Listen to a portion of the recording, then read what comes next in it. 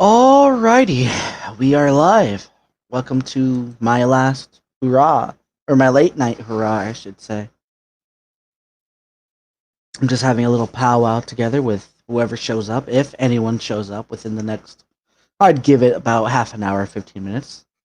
And I'm just chillaxing, just waiting for people to start coming in, asking for invites. So if you would like an invite, please let me know, and I'd love nothing more than to get you that invite. I have it all set and ready. There's a couple of live streams going on tonight, so I doubt anyone's gonna I might have picked a bad night. You got G-Man on Modern Day Debate, and you have Standing for Truth doing crap. A debate with Nephilim Free, I believe, and someone else. I can't remember. I don't mean to say that facetiously, but for all I know, I think Modern Day Debate just got done with their debate. I don't know, but yeah, Nephilim Free is debating Kakarot, David Baldock. Baldock. I apologize. So we're just waiting. Possibly on that. Yeah, the debate with G-Man is now over. John, I wonder how that went. Probably didn't go too well. But who knows? Skylar Fiction had technical difficulties on his channel with the guest. The guest had internet connections with StreamYards. Will just do that. I'll just cut you off sometime.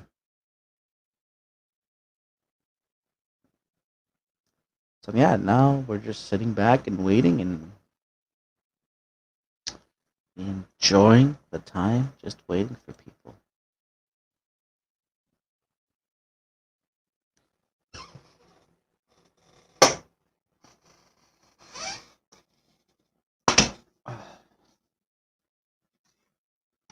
Whew. Hope everyone's having a good Saturday night. I'm doing quite alright myself. Just relaxing. Hold up, I got. Ouch. I got a freaking shirt with a tag on it, and I hate that. Because I hate wearing tags. Oh. Give me one quick second. I still have to set things up. I never actually got around to setting it up yet. Just give me a quick. There we go. That's how it's intended to look. I can change that up as we go. Oh, I forgot to cut this off. Idiot. I had two streams going. I had my restream and StreamYards going. Oops. No wonder why my internet's probably being crappy. If you guys can't hear me, it's probably just because of that. Share this to Twitter, Discord. I have notification.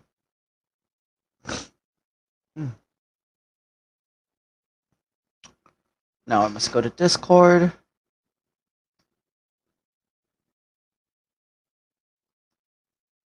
And again, we're just waiting for people. There's a lot of people busy tonight.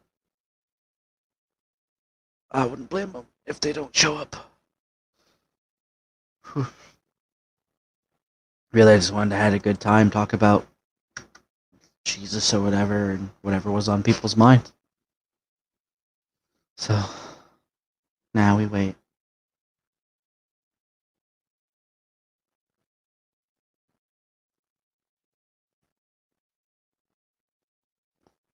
I did 2 videos earlier today, if just to keep the air going, so it's not quiet. I did 2 recent videos. One was about miracles, and then the other one was about more or less knowing God. Hey, Iger. If you'd like a link, let me know, and I can totally drop it in the side chat or email if you have one. Let me post it. So I don't have any of y'all's email, so to speak. Ugh. So I'm also a little bit inebriated, so we can have fun with that. It's a Saturday night.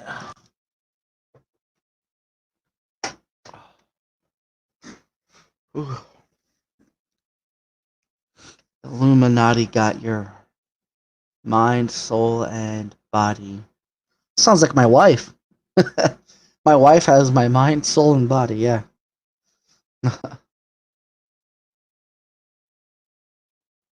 Okay, cool. Yep, until then, we're just chillaxing and waiting. Trying to have fun, talk about whatever. Seeing who all shows up. It is pretty late. I always think I should do these earlier, and I never do because I always worry that like because people get busy during the day, and then I don't like to drink early because it's during the day. So I wait till night to where I can just get drunk and then just fall asleep. Oh, it's a NASA quote.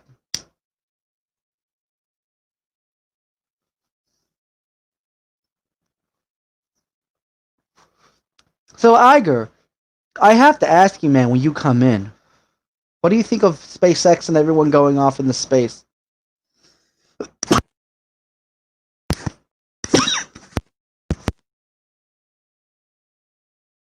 And I ask that as nice as possible. I'm not trying to be like facetious and like, oh, I'm asking because like, how do you understand? Do you think like, do they just go off into the atmosphere? Because I'm genuinely curious. I believe that was today that SpaceX launched. It is Saturday, so I think it was today.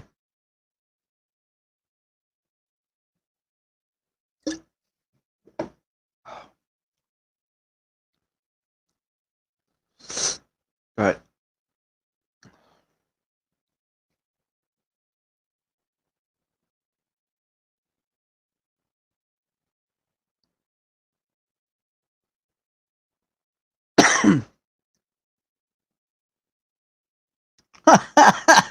God, that's a terrible thing to laugh at.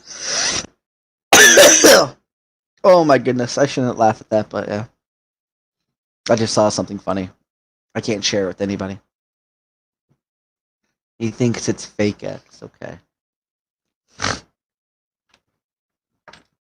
I was actually looking for camera tricks, okay.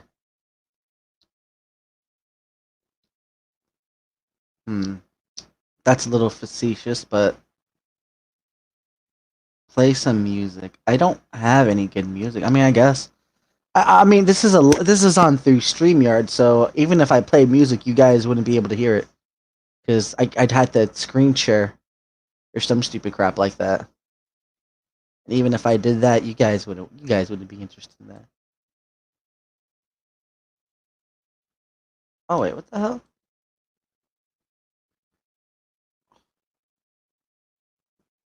Un unhide all. Uh, huh, interesting. My StreamYards. Yeah, I couldn't play some music even if I wanted to. Alright, we have a stranger afoot. Need to make sure this is. Is this the real Illuminati? This is the real Illuminati. Okay, cool. You may flash nothing. You may flash your penis if you want to, but just know it will be recorded online. I mean, it might already be there, but I know, right? I'm screwed. People are gonna blackmail me one day. They're gonna find out my real name, then search it for porn, and I'm gonna be like the George guy. Did you hear about that, dude? What happened? They found his fucking Pornhub of the dude who died, who got choked out by the knee. Oh, really? Yeah, they found him fucking on Pornhub, and they posted it and shit. And I'm like, damn, that's fucked. Was it his account? I don't know if it was like his. They just a video of him effing on Pornhub, and I was like, oh dang, that's crazy.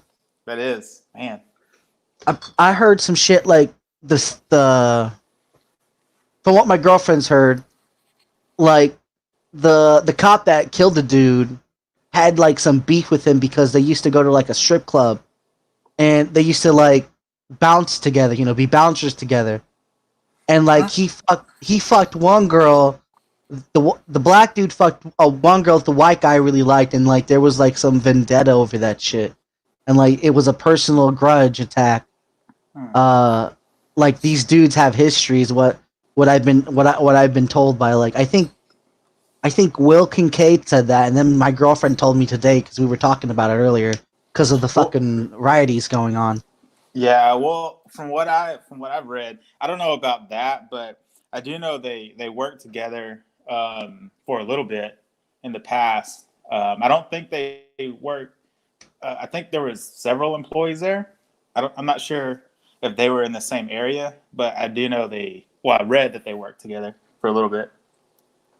Which one's third degree? Third degree is unintentional, right? Maybe I'm not. I don't know the difference. Because I know, Like I between think, second and third. yeah. Well, I had a class 2 felony, and that's like close to second degree murder, I believe. Oh wow. So, yeah. Oh man. Yeah, I'm not sure. I watched the. Well, did you see? Are you subbed to Nate Brody's channel? No, I do not, sir, Nate. He has a really good video on the charges, the different type of charges that could be brought, or that first, second, and third degree murder, and he relates it back to this case. I have to look at that. Okay, I'm looking at it, and it's it's the unlawful killing of a human being when perpetrated without any design to effective death by a person engaging of the perpetration of. So like, you go to like I guess the incident when it comes to dude who was like they fought over the gun or whatever. The other dude who just died before this guy. Oh yeah. So yeah, that would be technically like a third degree murder on that. But I think this one might have been like preempted or some shit. It's kind of hard to tell because they have a history of knowing each other. That's what I'm saying, dude. Like, how you gonna call it third degree, and then you have the writing going on. And I'm like, wow, that's fucked. Yeah. But they turn it into a race thing, which is completely fucking dumb. Like, you're still doing that shit. Grow the fuck up. I mean, I understand it, but still, it's like, all right, it's not about individual races anymore. It's time to fucking grow up and get out of that shit. And it's kind of sad seeing that shit happen still, because it's just like you all motherfuckers are still going back to the fucking dark ages. Like, for real, didn't y'all fucking educate yourself or some shit?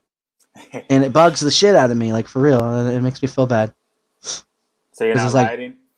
No, I wouldn't be. Well, I'm saying that. Don't get me wrong. No, I get you. I know what you're saying. A part of me really wants to riot, but it's senseless. Yeah, I personally, goddamn, I bought everything I have already, so I don't need to go riot because I already have everything I need. I'm good with the protests and stuff. I get it, yeah. Yeah, like I get all that, but I've never, I don't know how I feel about, the riots and stuff. Don't get me wrong. I'd go in for the personal destruction of property. I'd just go in just to break shit up. That's gotta be fun. I wouldn't still not just destruction of property all the way. Hell yes, let's go tear some shit down. But just stealing shit from like small businesses, and like you're stealing shit. Like we heard it on the news today. Like these dudes came into a black man. If they claim it's racism or some bullshit like that. But people are breaking into black business owners' fucking buildings and tearing up their shit. It's like, what the fuck are you doing? That No. If it's racist, that's fucked up. You're breaking the cause there, Yeah, no, I get what you're saying. Yeah, I mean, it's hard to know the cop's mindset. You can't just. I mean, I get it, but still, I can't make that jump to, it's only about race or whatever. Yeah, I couldn't either. I wouldn't make that jump either. But I understand, you know what I mean? Like, I understand why people would feel like that. Hell yeah. I'll fucking work because like that shit's going on where my brother lives, and that's like, oh shit. I've been calling his ass, make sure he's okay, and then his dumb ass decides to like spam my ass with Fortnite game invites. Like, dude, I want to play Fortnite with you. Did I hear you right? You want to smash up shit? Hell yeah, dude. That's my favorite thing to do. Really? I'd smash if I had my own business, I'd go in and I'd smash it too. Motherfucker, that's free insurance money. If you own a business, if you got insurance, that's insurance money right there. Shit. So Right, the best thing can happen to a small business owner with insurance. Shit. You have no issue with these people breaking businesses and starting fires, and is that what you're telling me? Oh no, I take issue with it, yeah, but I don't have a problem with it. No, I don't have a problem. You don't have a problem with it? Yeah. Like wow, because these are people that have nothing to do with this protest. These people who own these businesses. It's already bad enough that you're getting, you're out of business because of a pandemic, right? And you're probably losing money. So now somebody comes in and destroys your shit. And when it's no fault of your own, you have nothing to do with this. You're an innocent bystander. You're an innocent business owner. And you're telling me that it's okay for these people to go do that? I mean, that's despicable, to tell you the truth. Like I said, if you have insurance, then you can cash the fuck out of that shit. Oh, really? Like I said, you would. I'm pretty sure that you would be off with that shit if you had insurance. It would because that's what insurance is for, right? Well, there's some people not fully covered. Some people are going out of business anyway. There was a guy who just there was a guy who spent his whole life savings, right, to go and buy a bar because this is his dream, right? So now fucking pandemic happens, he can't open up the bar, right? Had no insurance, and then these guys fucking burn it down. So, yeah. Now, yeah, granted, what this cop done is despicable, and I'm glad he, he got convicted. I mean, at least he got arrested, right? He's got charged, right? So yeah, okay, and probably it's unfortunate though. It took probably a riot, right, to get it done, right? Maybe I don't know if just a protest would have done it. I don't know, but yeah, I mean, you got what you want. You got what you want. The cop he got arrested. He got his wife's divorcing him. The other cops got fired. They might be up for charges. Why are we still protesting and destroying people's property that had nothing to do with this? Innocent people in your own neighborhood too. You're only hurting yourself. You're only undermining yourself and your cause. That's how I see it. Well, I think you have to, question the ones that are, breaking in, stealing stuff. How many of those are just opportunists that don't really care about the cause? They're just using this as an excuse to steal. Exactly. And then that kind of taints it, And they should be arrested, right? Granted, of course. Once you infringe on the rights of someone else, especially when they have nothing to do with it, you're infringing on, as a business owner, you're infringing on my rights, right? You're beating up on people who have nothing to do with the situation. Yeah, you've gone too far. You've gone too far. Well, no, that's my point. Is that you can't say you're hurting your own cause if you don't know the amount of people who are actually fighting for this cause are the ones actually doing all the damage. Or are they just are the ones robbing and destroying like small whatever types of businesses, or just people that are just taking advantage of the situation? So I'm sorry. You can't say. So you can't say you're. Yeah. Go ahead. I was gonna say it reminds me of that one Tenacious D songs when he's like, "And set fucking fire at City Hall," I think, or no, it's not City Hall. It's like it's either City Hall. The government totally fucking sucks, and it's talking about like setting shit on fire. I'm just laughing at the parallels with that shit. Because I mean, there's a lot of protests going on, and the majority of them are peaceful. So, I mean, it makes you wonder. I hope so, but you have mainstream media, mainly CNN, trying to. They're gonna. What did shit? Didn't you hear what happened? Right, they're trying to make it look like something that's not, or they're concentrating. They're going to concentrate on On the worst parts. The worst Didn't part. you hear what happened with the CNN? There was some shit that happened with the CNN reporter. Oh, he got arrested.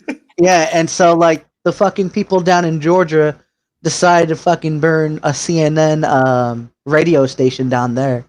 So it's like CNN ain't getting loved by nobody on the rioting side or the protester side. They getting fucked. There was police headquarters or a precinct inside that same building that CNN was in, and I think that was why they got caught, you know, in the crossfire.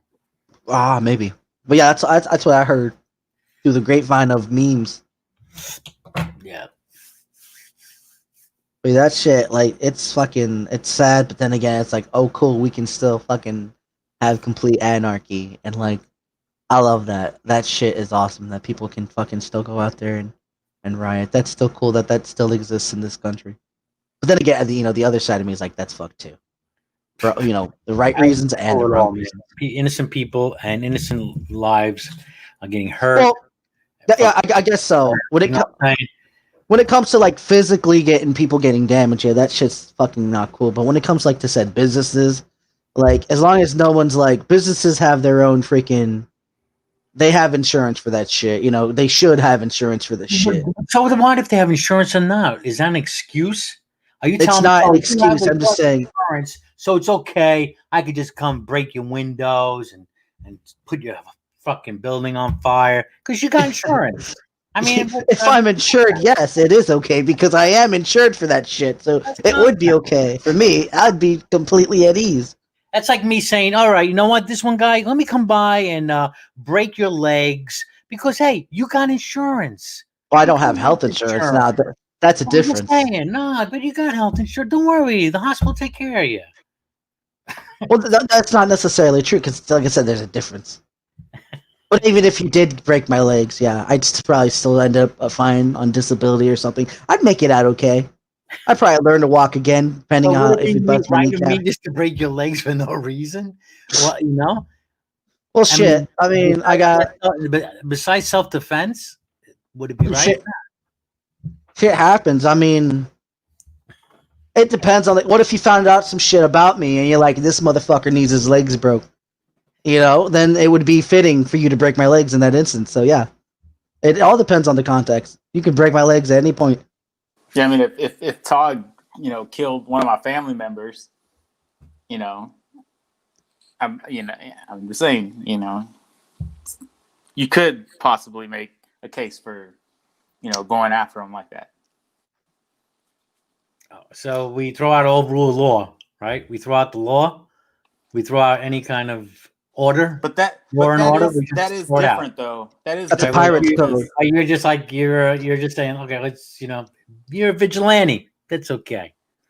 I'm a pirate. Yep. No, but it is a different situation because you have people that aren't involved getting hit, whereas this example was directly involving the person.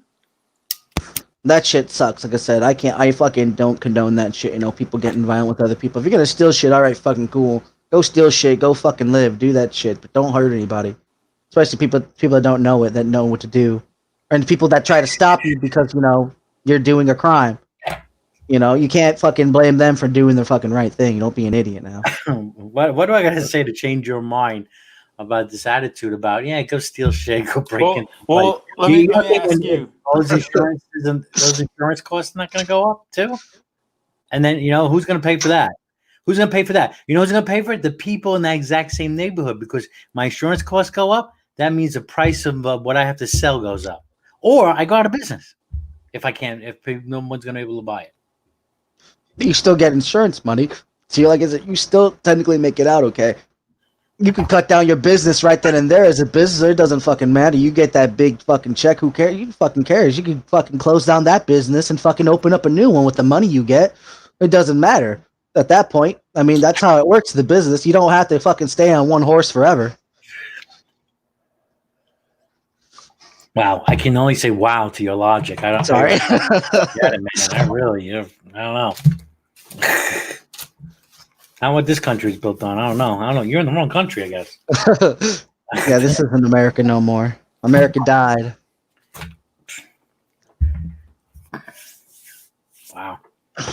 I mean, you could say this country was built on aggression. This country was built on Christian foundations of God Himself. No, y'all know better be. No, I'm joking when I say that shit. No, I wouldn't. I wouldn't say that at all. But yeah.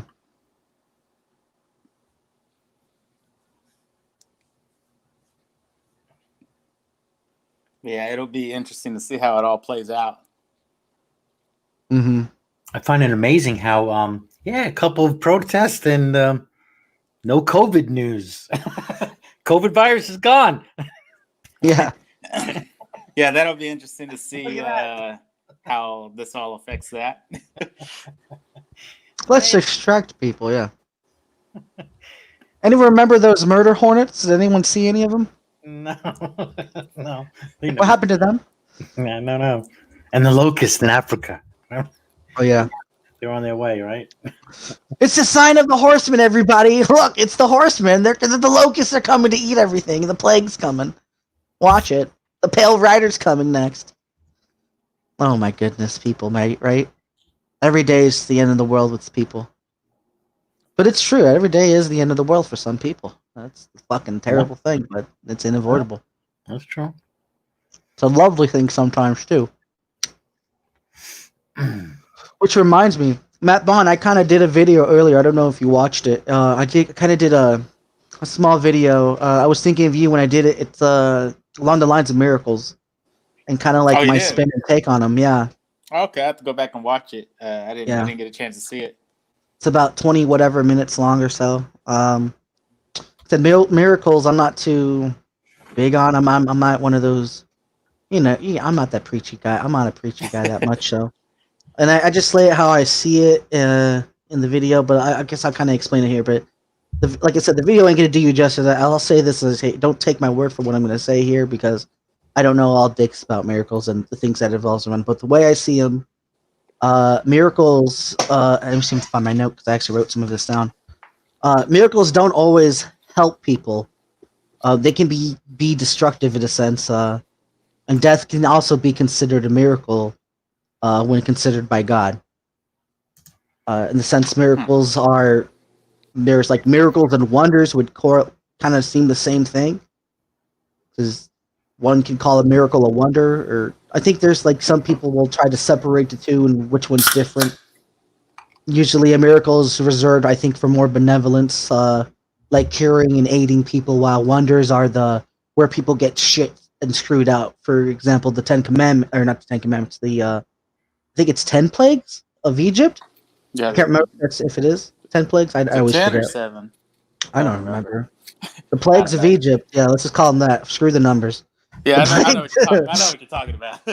But like in that aspect, God commands. Like he considers this. I believe in what I say in the video is like when when God tells Moses, you're going to be the one to free the people, and like you're going to be the one, you're going to be the guy. You're my dude.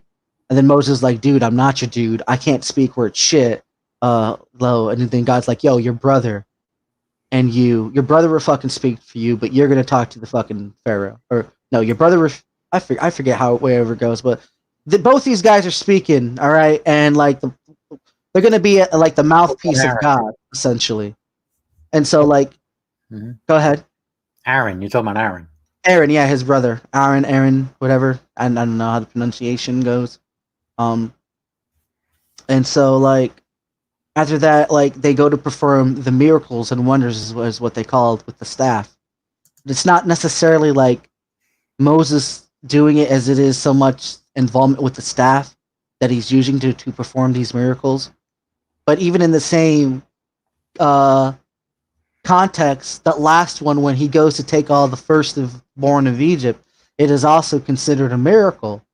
And it's, one would argue, I think most other Christians would argue, it's a bad thing, for God to take life for murder or something along those lines or whatever. But in this instance, the miracle of death coming into is described as such, and then they speak it along the lines of the Bible of how their forefathers, our fathers used to tell us of the stories of the miracles that God did for them. Mind you, that's included like of the things that happened after the fact of Egypt, like in the wilderness, counting the manna, also the calamities that followed. So when it comes to miracles, they can both be like blessings and cursings, it seems. As in one way, it's like a double-edged sword, like kind of like a natural disaster, as I explained in the video. Like you could have a thunderstorm, and in one part of it, it's a tornado and it's causing destruction. But at the edge of it, it's bringing fresh rain to crops that need water or whatever after like a long period of a drought. So there's benefit in within this miracle, but also some type of disaster. It seems that can also be qualified within it of this miracle. But then you have like the miracles when it comes to like Jesus and people performing miracles. And the only thing I could really speak about that is like when do people do miracles that are like by the name of Jesus or by the name of God or whatever, but they're not necessarily like Christiany or something from what I can gather from the text. Because it's like, you know, hey, this guy was casting out demons in your name, but this dude doesn't follow us, so we told him not to do it. And Jesus is like, well, he's not speaking. Anyone who speaks evil of me won't be able to do miracles in the first place. So he's not hurting, you know, if he's not speaking evil of us, then just leave him be. He's fine. And so, like, I always took that, like, if people are doing it within whatever, when it comes to, like, miracle performings, then those miracles would be granted. But more or less, it also seems like things that, But who's causing those miracles? I was just getting to that point. Mostly it seems that miracles seem to be, like, things that people wouldn't understand, like, modern-day health things.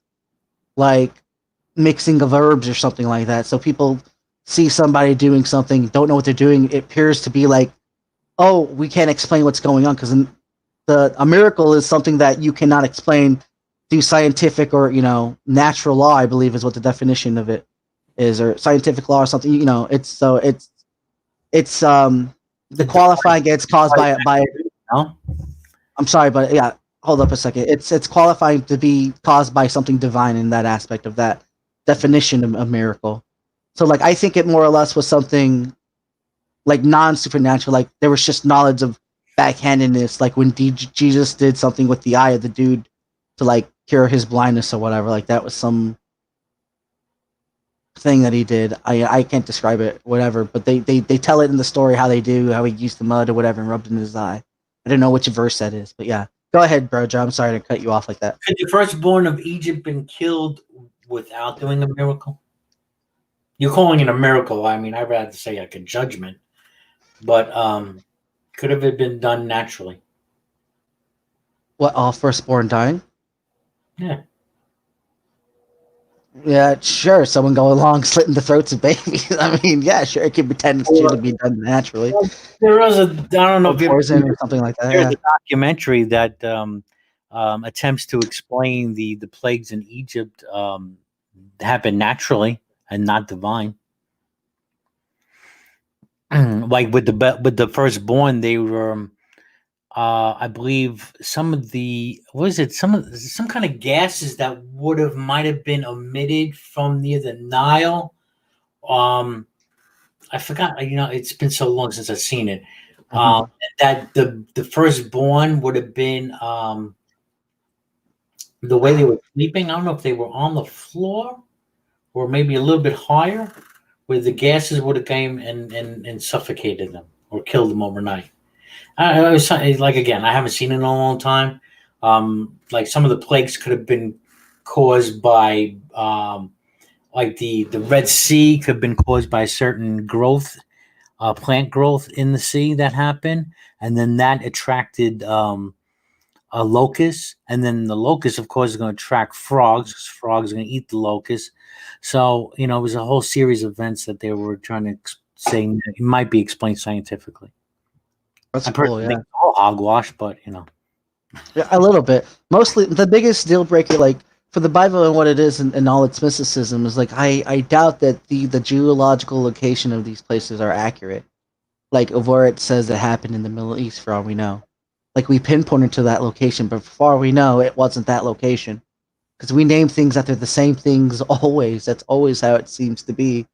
We're always calling things after the same name. So, for all we know, these things, where the hell was this stuff? Yeah, people say this place. There's places that correlate with within the story, but it's always been one thing for me is like, yeah, I don't think so because, like I said, there could be two.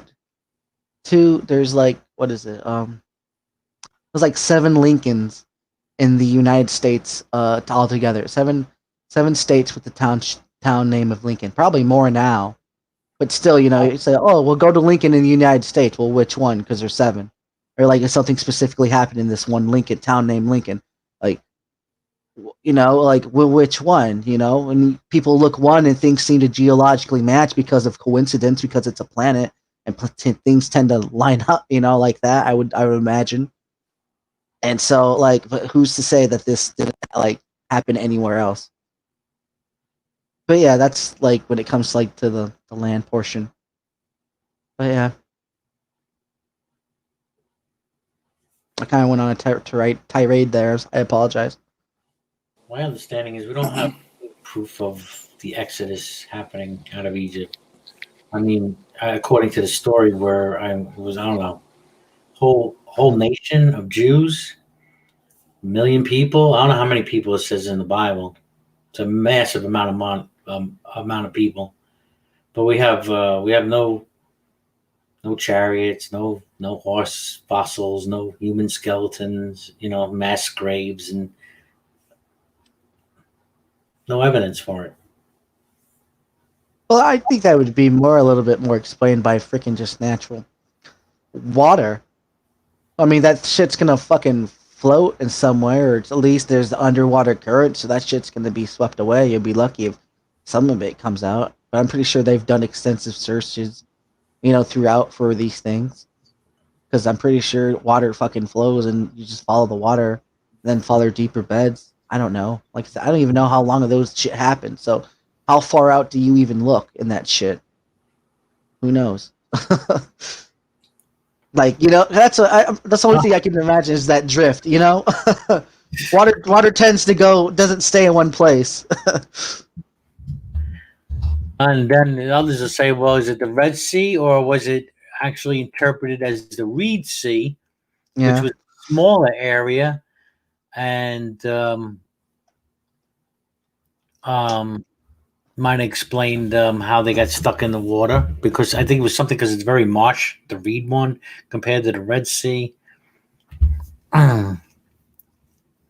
Plus, it's hard to tell. Like again, what it actually was the conditions of the Earth back then, and that geological area that we think of back then. Like, was it as lush as it is, like the plains of Illinois, or was it as it is now, like it's a desert wastelander, so to speak.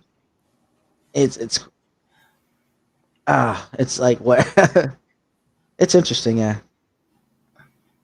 But what are we talking about? Is like 4,000 years ago?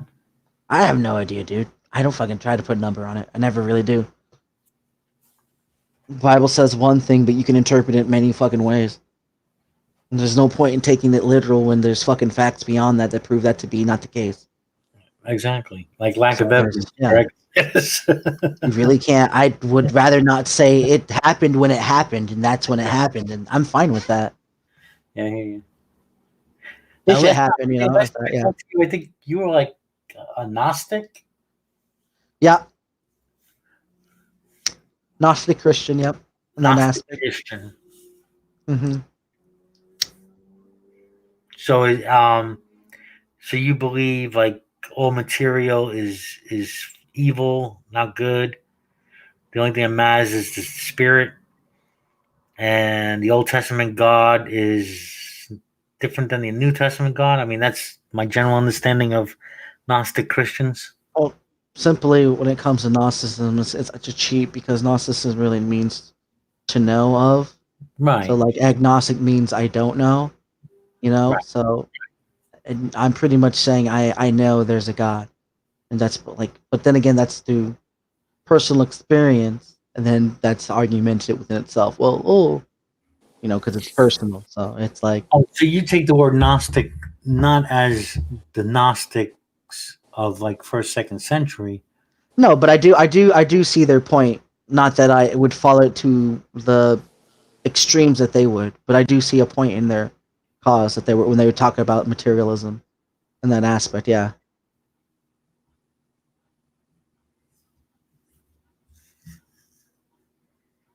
yeah 'cause sometimes they go to Do you believe Jesus is extremes like God? that.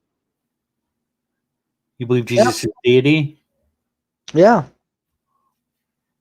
Okay. Well, you said you do believe Jesus is God, yeah. so you're uh, like Trinity. Like, is that what you kind of go by? No, I wouldn't say Trinitarian now. Oh no. No, no, not in the whole no Father, Son, Spirit, Holy Spirit. No. But Jesus Um, is So God. if you really think about it, anything that's from the divine is can be considered a god. So in that aspect, if he's the son and he came from heaven, then if he was free cognition, I guess it all depends on which path you take. If you believe Jesus was present in the Old Testament, I tend to lean towards yeah, but it could be evidently, and it could just be a New Testament. But for me, if it's just pure New Testament, then it's just complete hogwash. so To be honest, do you worship Jesus? do I worship Jesus in the sense of do I pray to Jesus next for guidance? Yeah, Okay. mostly. I wouldn't say mostly it's not Jesus. Mostly I just go straight. I just say God. I mean, if anything, if I'm thinking about Oh, if I'm being genuine. But you well, yeah. Go ahead. I'm sorry. no, because probably like you, I'm getting a little confused here. Yeah, yeah, yeah. I am too. Because you said Jesus is God. Hmm. So what's wrong with praying to Jesus if you think he's No, God? there's nothing. I just usually Then say God is what I'm saying. uh-huh. Well, when you Well, say okay, God, so the way I see it, it's more understanding of it. Why? Because Jesus is also my brother, right? So I look up to my older brother for guidance, like I would with any of my brothers or anyone else. So he's my brother. So sometimes in prayer, I'll ask my other brother in spirit, what path I should take. But I also pray to God, my Father, if that makes sense, because Jesus was his father. So it goes to show that we are his father. We're the same children of God. So it makes sense to call God the Father as well. So in that aspect, I talk to my Father in the spiritual sense. So anyway, I spiritually talk to Jesus in that aspect, and I search for guidance. The more the less of the whole, what would Jesus do, Uh-huh. or how that was popular in the '90s, like Jesus would bust up businesses and burn them down, right? exactly, and set oh, he fucking did. fires, and set fucking fires. Exactly what he would do.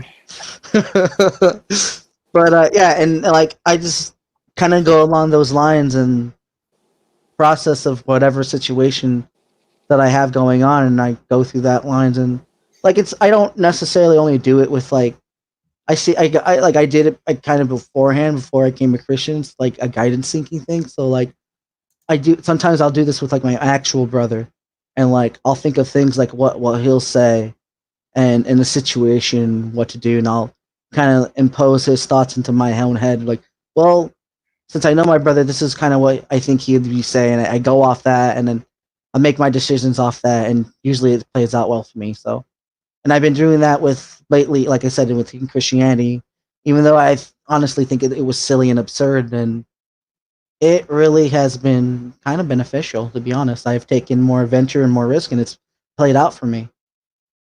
And so, yeah, it's played pretty well for me. So if it's not broken, don't fix it, so to speak. I'm not gonna knock it and say it doesn't necessarily work, but it's kind of worked in my favor. At least it appears to work in the favor of the way of asking for guidance. And I guess you can call that prayer, but I would call it just guidance seeking, to be honest. That seems more appropriate.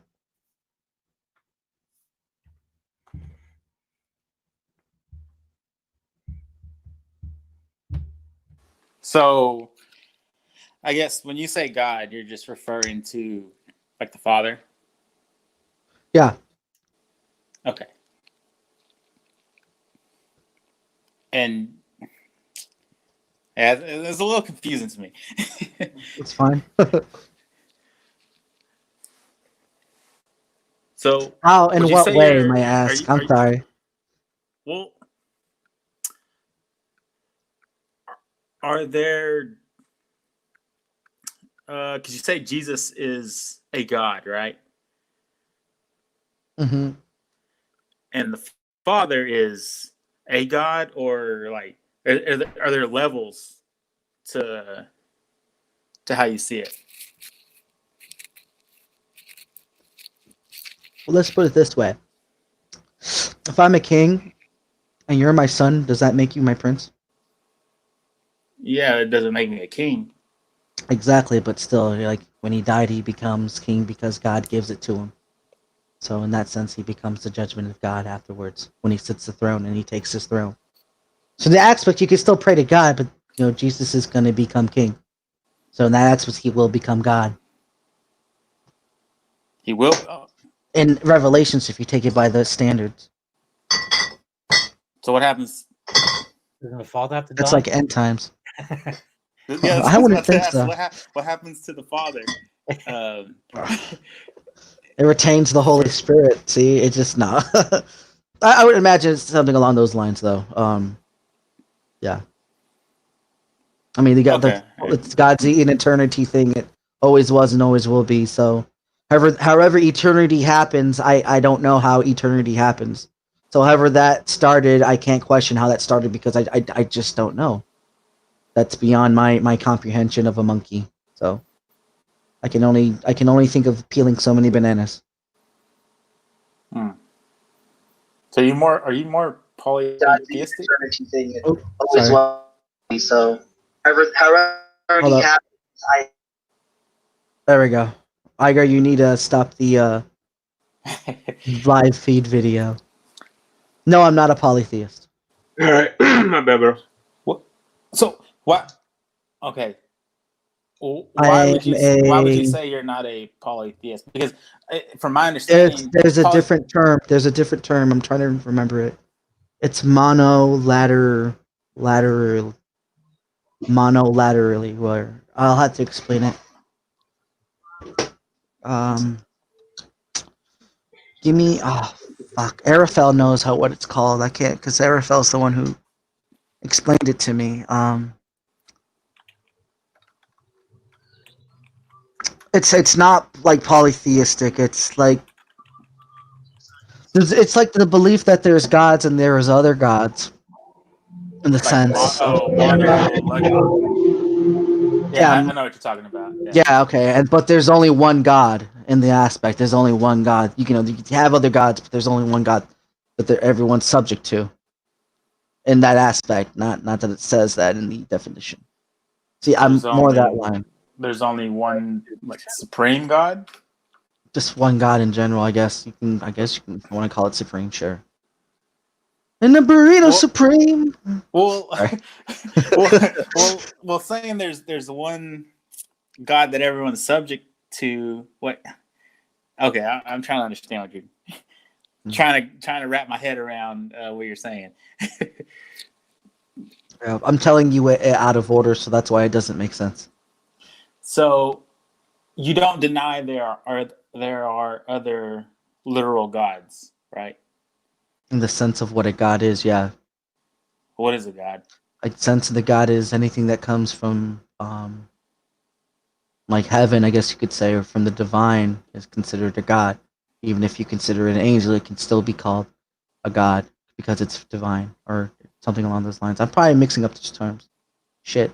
Fuck. I hate it when I do that.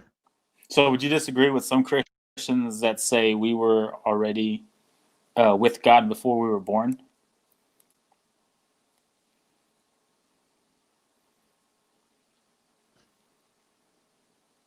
Well, that one's a tough one. Because in that case, Because if that's true, because then that means there's reincarnation.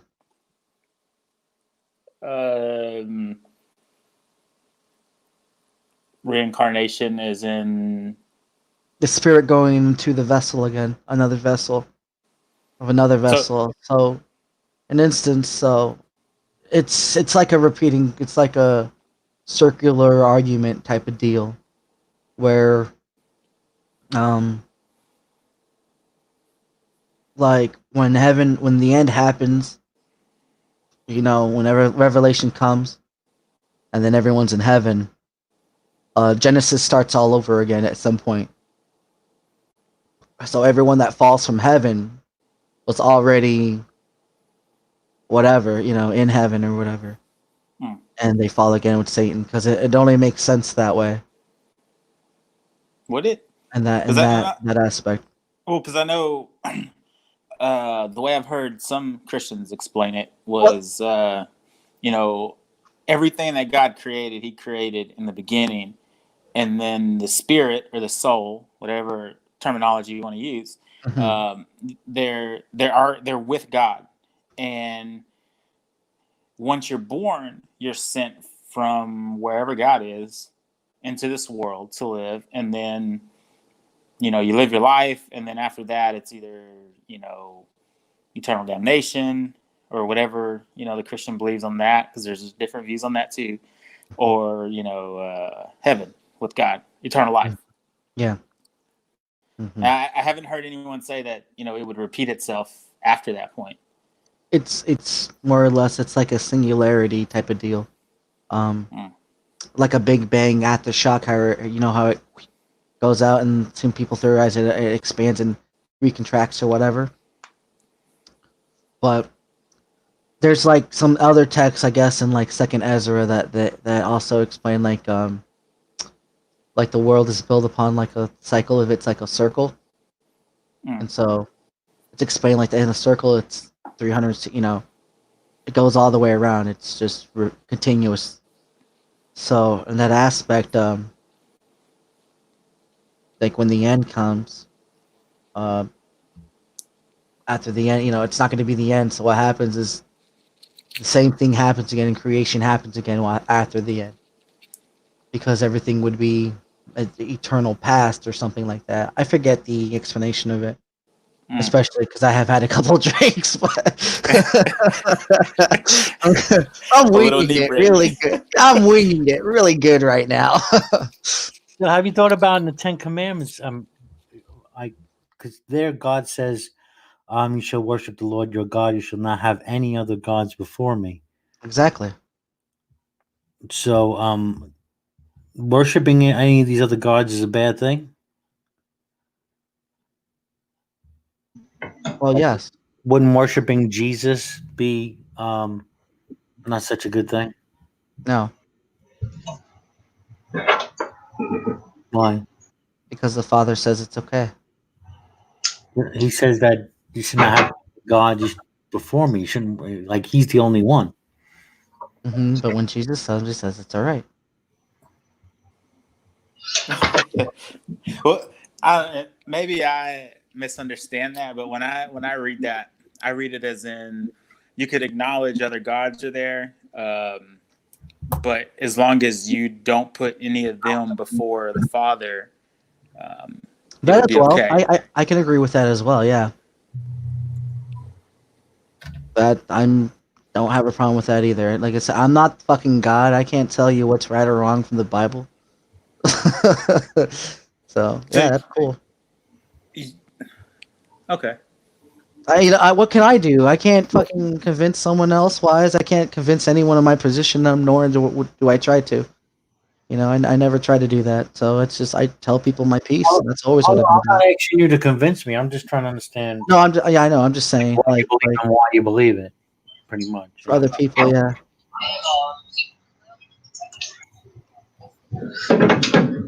Yeah, what's up, y'all? My bad. What's up? Hey, Iger, you're fine. Ain't you in What's up, Texas? Iger? Illuminati? What was it? Ain't you in Texas? Yes, I am. They're having like some big riot in. It doesn't even look like a riot from what I'm seeing. It looks more like I don't know. Look, people hanging out in Austin. Yeah. Austin is they're starting to get a little crazy down there. Yeah. Crazy. All right, you guys talk amongst yourselves. I'll be right back for a smoke break. Can I turn my screen? All right. Not right now. when I come back. Iger, what'd you Yeah. think of the launch today? It was cool, bro. It looked kind of fake. Oh yeah, look kind of fake. Yeah, I was watching. Did any flat earthers use their P1000 to show that the rocket that the ship never made it out? You can't see it. You can't see it after it goes up. Well, you can only see the one that separates the first stage. You can't. Sometimes you can see the second stage. Actually, I've seen it skip through the firmament before in some of the videos, but it was cloudy for me today. I actually live not too far away from it, so I watch them all the time. What's the range of a? Do you know what the range of a P1000 is? Nah, Like I don't the know. zoom? It's better than Galileo's telescope, though. I figured a flat earther would flat earthers all around the Earth would be traveling here to film it and to prove that the rocket never made it out. Yeah, it never does, bro. It looks. I got some videos of everyone I can show you when this one guy comes back. But basically, it just shoots up, it comes back down, and then you don't really see anything. It takes about a minute to go up and a minute to come back down. It's like a big plume-looking firework, real expensive firework from the ground. Then it switches over to the CGI, and then you got the aluminum wrap booster rocket or whatever that's flopping around in the wind. Then you can see the ball of the Earth, and you see it flat sometimes, and you see the aluminum flapping around. So it's pretty comical, bro, actually. But the masses are so brainwashed to just believe whatever it's on CNN or ABC or NBC that you're never gonna convince people at this point. There's too many other distractions to be focusing on, like the coronavirus and all these riots and whatnot. They keep throwing more and more distractions your way. And it's the Illuminati card game, Illuminati. You play that stuff all the time. Distracting us left and right. That way you can't get a grasp of what's truly going on. So let me understand this. You're a flat earther? Yes, sir. And I prefer and today's launch and the video we got today doesn't convince you that the Earth is round? Not at all. Okay, so let me ask you this.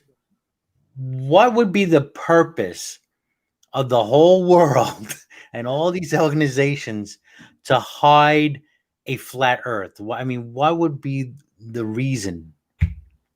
Basically to hide God and hide Satan. That way people will be just dumb to the Satan's plan, which is to bring about a one world government, a one world religion, and a one world currency.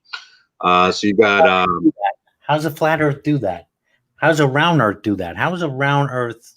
Well, if they can lie to you about the shape of the Earth under your feet, then they can lie to you about everything. You think you're spinning 1,000 miles per hour right now?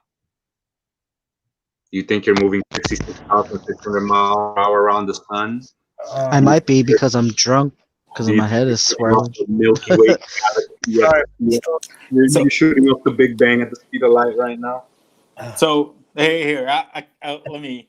I think what flat earthers will say is that if you say that the Earth is a globe, right, it opens the door for billions of years. It opens the door for the Big Bang, for evolution to happen, abiogenesis, and essentially opens the door to the possibility of people feeling that they don't need a God, right? Whereas if you have a flat Earth, that shuts the door on a lot of those things. And in order to hide God and his creation and everything like that, they have this big, worldwide lie in order to fool everyone. I think that's the point. Are you sure you're not God's not doing anything about this? Why? Huh? And God is not doing anything about this? Why? There's actually free whatchamacallit, what do they call that? Free will. God's he's basically put out. I have a quick question. As a warning in the Bible, and atheists refuse to believe any book that's older than 200 years old. So yeah, they take any Freemasonic or Jesuit priest, whoever writes a book, and they think that's a fact. Like high-ranking Freemason Darwin, he went to the Galapagos Islands, studied the finches, tells you that you come from a frog. Hey, Iger, real quick. Is there a background noise for me or no? No, you're clear, bro. Okay, just making sure. Okay, continue. I don't feel like playing whack-a-mole today, so Guacamole. But yeah, damn man, I was watching this live stream. It just went off. Of riots in Austin, Texas. But I was. I have a question, if you don't mind. Oh, hello, by the way. Hey. So how can God be hidden at all? It's through your mind, because if you knew that evolution was a lie and that you don't live on no spinning ball that came from nothing explosion cartoon universe that you've been programmed to believe ever since you were little, then that will be obvious. It would be self-evidence that you didn't come from a fish. Are all the other planets flat too? I can show you some videos of the other planets. I got that. Very good. Space ones. I'm just asking. Space is fake. I want to ask if anyone knows if Amish people believe if the world is flat or not. Because if the Amish believe the world is a globe, then your argument's kind of screwed right there. I've met some Amish people, but I wasn't a flat earther back then, so it never crossed my mind to ask them about it. So I only been being a flat earther about 3 years now, so it's not like most people grow up believing they come from nothing explosions and walking fish. But no, the truth of the matter is everything used to be bigger. You used to have a big trees such as Devil's Tower. Actually, you can look at the pictures of the Devil's Towers. It looks like a big tree. There used to be big sloths as big as elephants. There used to be big, huge sharks. You find shark tooth on top of mountains. So everything points to we're actually getting smaller, and we don't live as long. We're actually devolving. Everything's actually pointing towards devolution from God's perfect creation and not evolution like the. Well, technically, hold up there. You're wrong about it being perfect because it was never perfect. Then that's just inaccurate. After day 6, it was perfect, bro. It was never perfect. What does the Bible say? It was good. Say it was perfect. Oh, okay, it was good. It was good, bro. Well, it used to be real good. Now it's not as good. Oh, real good. Real good. Real good. Now it's not as good. It was real good. Real good. But no, you could say it was perfect. Yeah, it was only fucking two fucking people there. Of course, it was real good. Years later, and everything, the world still got trees. We still got plants. We got fruits. The problem is, again, and the point goes back to the Illuminati, New World Order, whatever they want. It's something called Agenda 21 that was written by the UN, and basically what they want is to control every drop of water and every fruit that has that gives you a tree. That's why you can only go. Most people nowadays they don't know how to grow their own crops. They if Walmart shuts down, half the population of America will starve. That's not necessarily true. You know how to grow your own crops, Iger? I've been working on it, bro, but I'm still learning as well. I call BS on that because they even teach you that shit in like grade school. They fucking have that shit done as fucking projects, bro. They teach you how to grow plants and shit. What you been growing, Talk? What do you got growing in your backyard? Plants. I have freaking plants growing, dude. Like any edible plant? Yeah, I used to grow cucumbers. I'm sorry, go ahead. Oh no, it's okay. Sorry, I kind of butted in. No, you're fine. I was just gonna say, it's kind of a specialized, a little bit more of specialized knowledge to grow, enough food to feed yourself and your family than to just have like a few plants growing. There's some things you don't know about, and I don't know. I never learned that in grade school. No, definitely, Talk's talking about putting a bean in some cotton or something. I guess that I forget. Most people didn't grow up in an urban farmland area like I did, so I guess that's in a city, maybe not. But yeah, even my kids, they're growing plants. They have projects. Where did you grow up? Central Illinois, for the most part. Like I was born in Chicago, but yeah, Central Illinois. I grew up in cornfields and shit, so farmland. Cool. Yeah, I've heard of schools in areas like that, in more rural areas, having some really interesting programs in high school for people that want to do like some kind of trade or Well, the 4-H, yeah. Yeah. 4-H, yeah. There was a program I saw a documentary on where these high school students went through the entire construction process of building, like, just like a home, with all the framing, everything. I think. Oh yeah. We did that too. On the plumbing, but they did everything else. They did everything else. Yeah, we had that at my high school. When I was in high school, like we had all bunch of shit, dude. Like we even had it like what I did welding, and like I also did like CNA work. But I missed too many days, so I couldn't get my certificate. But yeah, we had like a whole bunch of opportunities. One of my best friends did the house building stuff, and it was senior year. I kind of wished I would have done it with him, because that would have been an awesome experience to learn, dude. I should have took him up on that, but I wanted to do the nursing instead. That's cool. Did you actually get into it, nursing?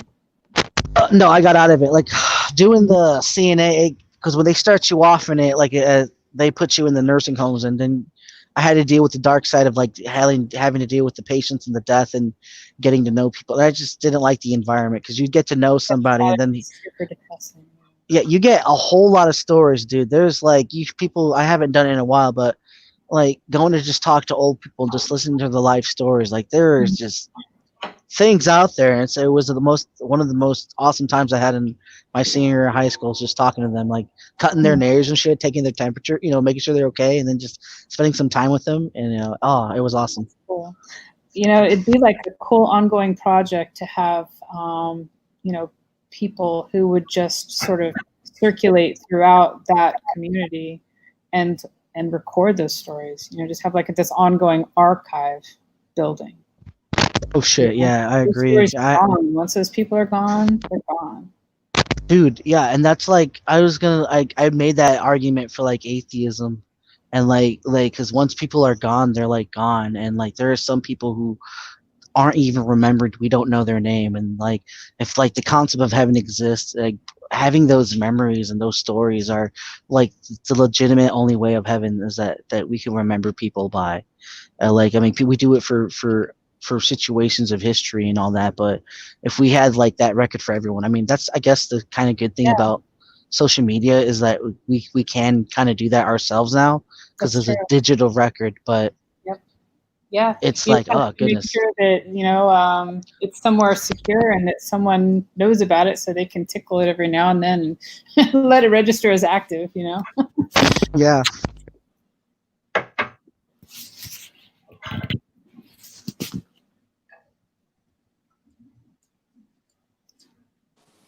Yep. So, you guys atheists, or what are you guys?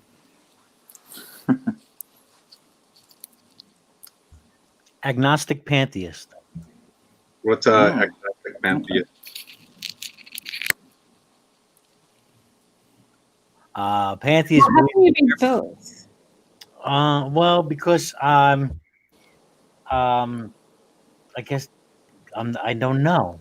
Are you saying that you like the idea of pantheism, but you don't know, so you don't actually claim that it's true, but you like the idea of it? Right. So in my mind, everybody's an agnostic. Right. A lot of people are atheists and they don't realize it too. You're an atheist for everything you don't believe. Right. Exactly. Yeah. Right.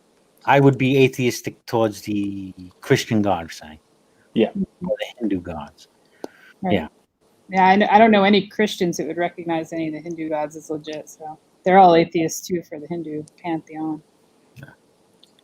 I'm kind of interesting, because I actually do believe that a lot of these Roman pagan gods existed, but they were the fallen angels mentioned in the Book of Enoch that came down here, mixed with mankind, made giants, and were wiped out during the flood about 4,400 years ago. And that's when all the fossils were made. Not I don't even know, like you look at the explanation of how fossils are made, and they had to, like, the dinosaurs had to fall into a tar pit or some crazy that nobody's ever seen. But really, all you need to fossilize something, so you need to bury it quickly, rapidly, and then let it dry up and fossilize. Doesn't need millions and millions of years. We have fossils that have been made in a couple weeks.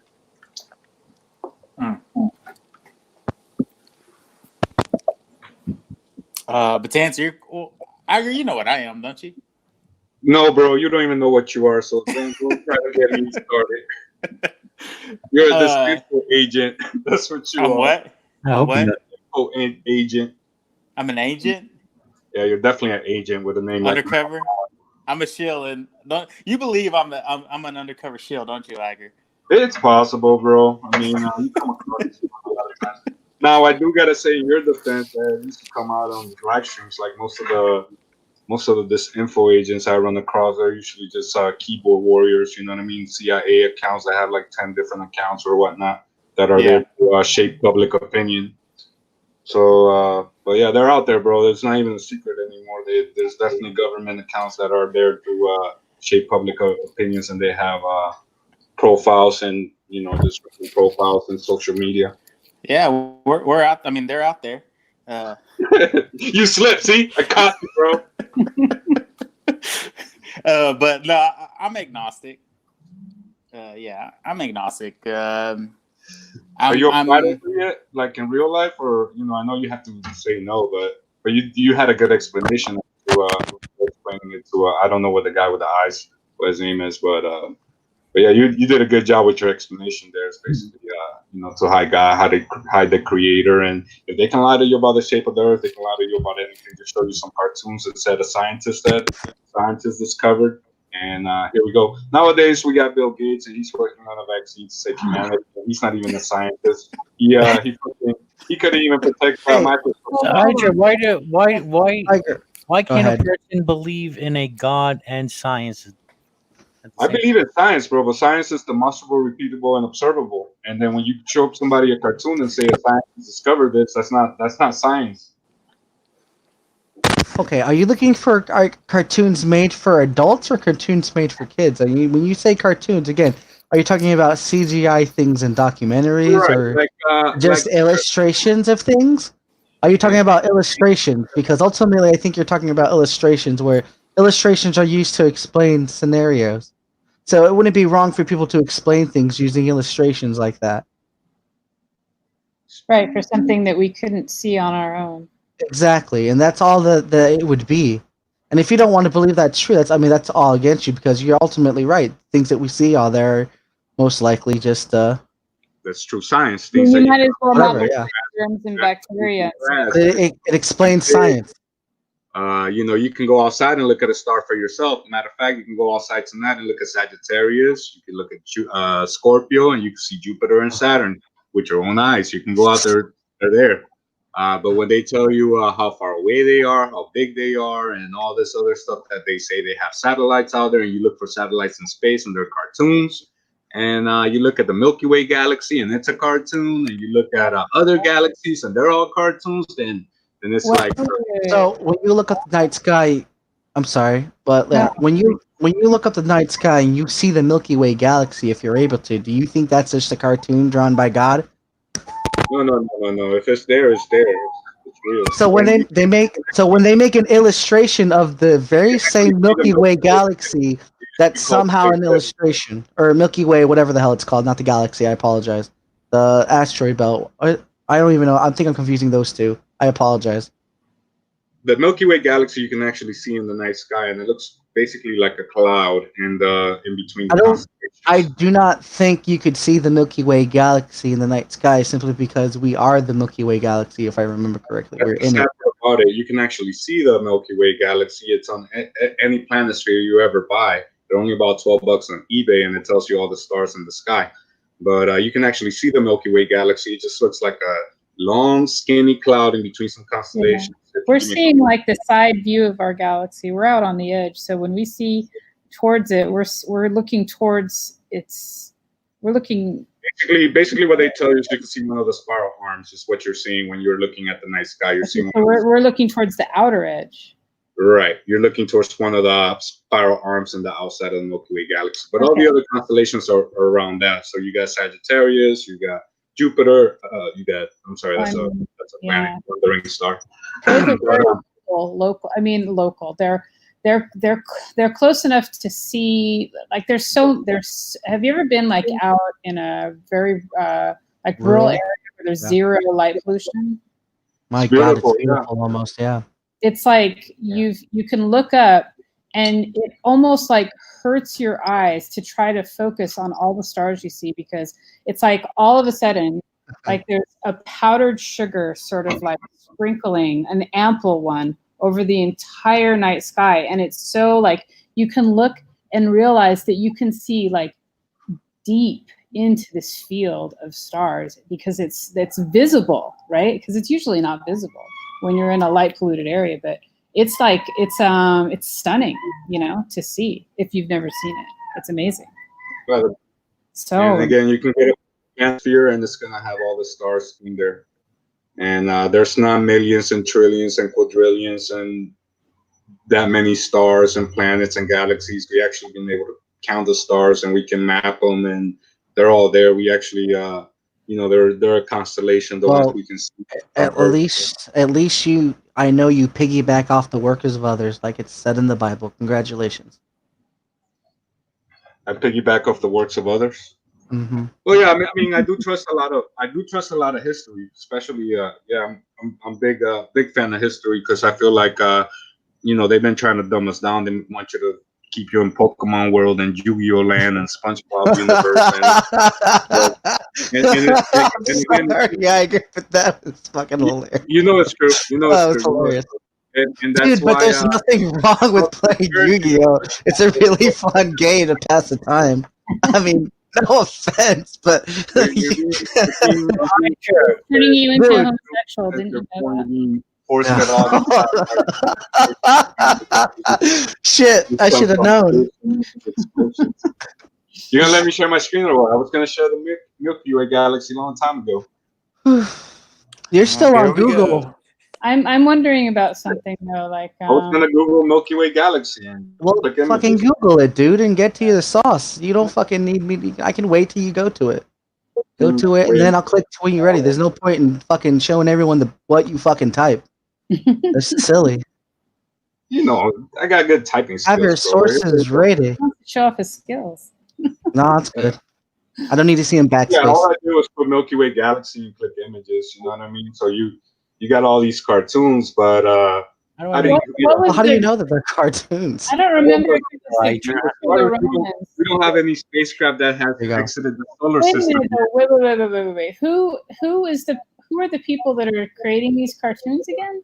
It's basically the secret societies that rule the world. Okay, but wait a minute though. Why would we have mention and depictions and descriptions of the stars and constellations, way back before there was any technology to do such things? And this is where they mix in some. You think that they've just created history as a big story for us to just invest in this lie, or? No, you've been fed a false history where they tell you, like you're saying some good stuff. You don't even know what you're saying. You're saying we mapped out the stars a long time ago. Ever since the day of the Babylonians, we're paying attention. That's all. They had the Mayan calendar. That's basically what that is. Is also a map of the stars.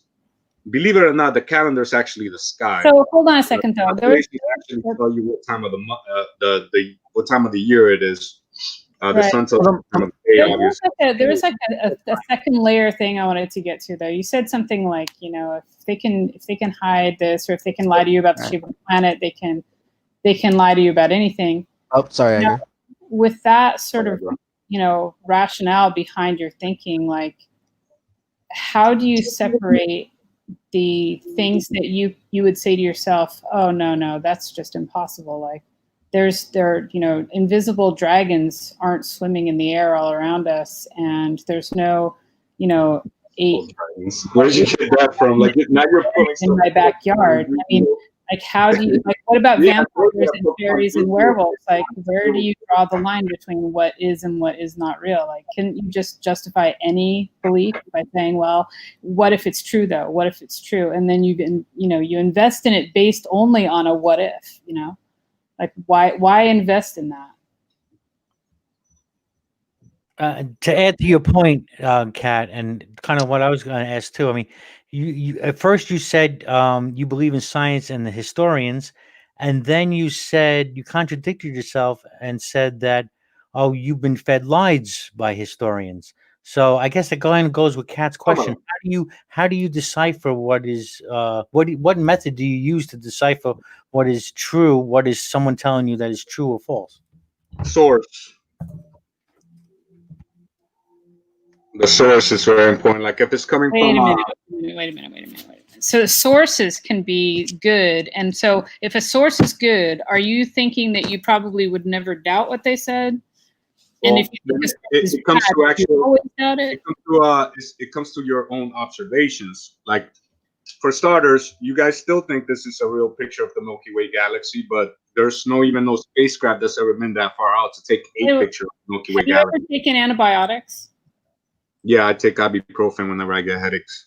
That's not antibiotics. I mean, that's whatever. It's a medicine, but like your own observations didn't see how that works in your body. That could be poison. Like, why do you take that? Why would you take that? Actually, it has a warning label, so it is poison to some extent.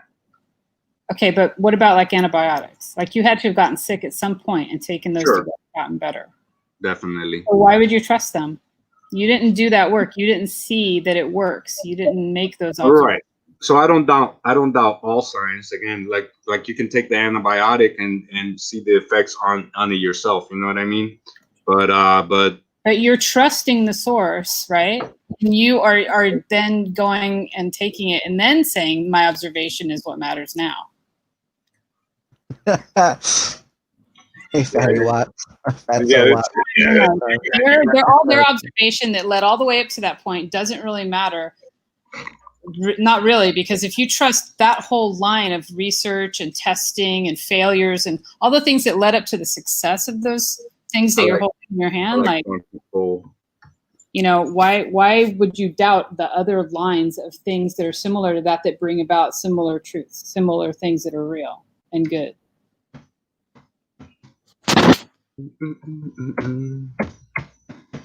I think I kind of gave that thing. That reminds me of my miracle thing that I was explaining earlier about, like, well, if it's not, even if it's someone who's doing it not in the name of Jesus or may not be following the church, if they're still casting out evil, then what's the harm?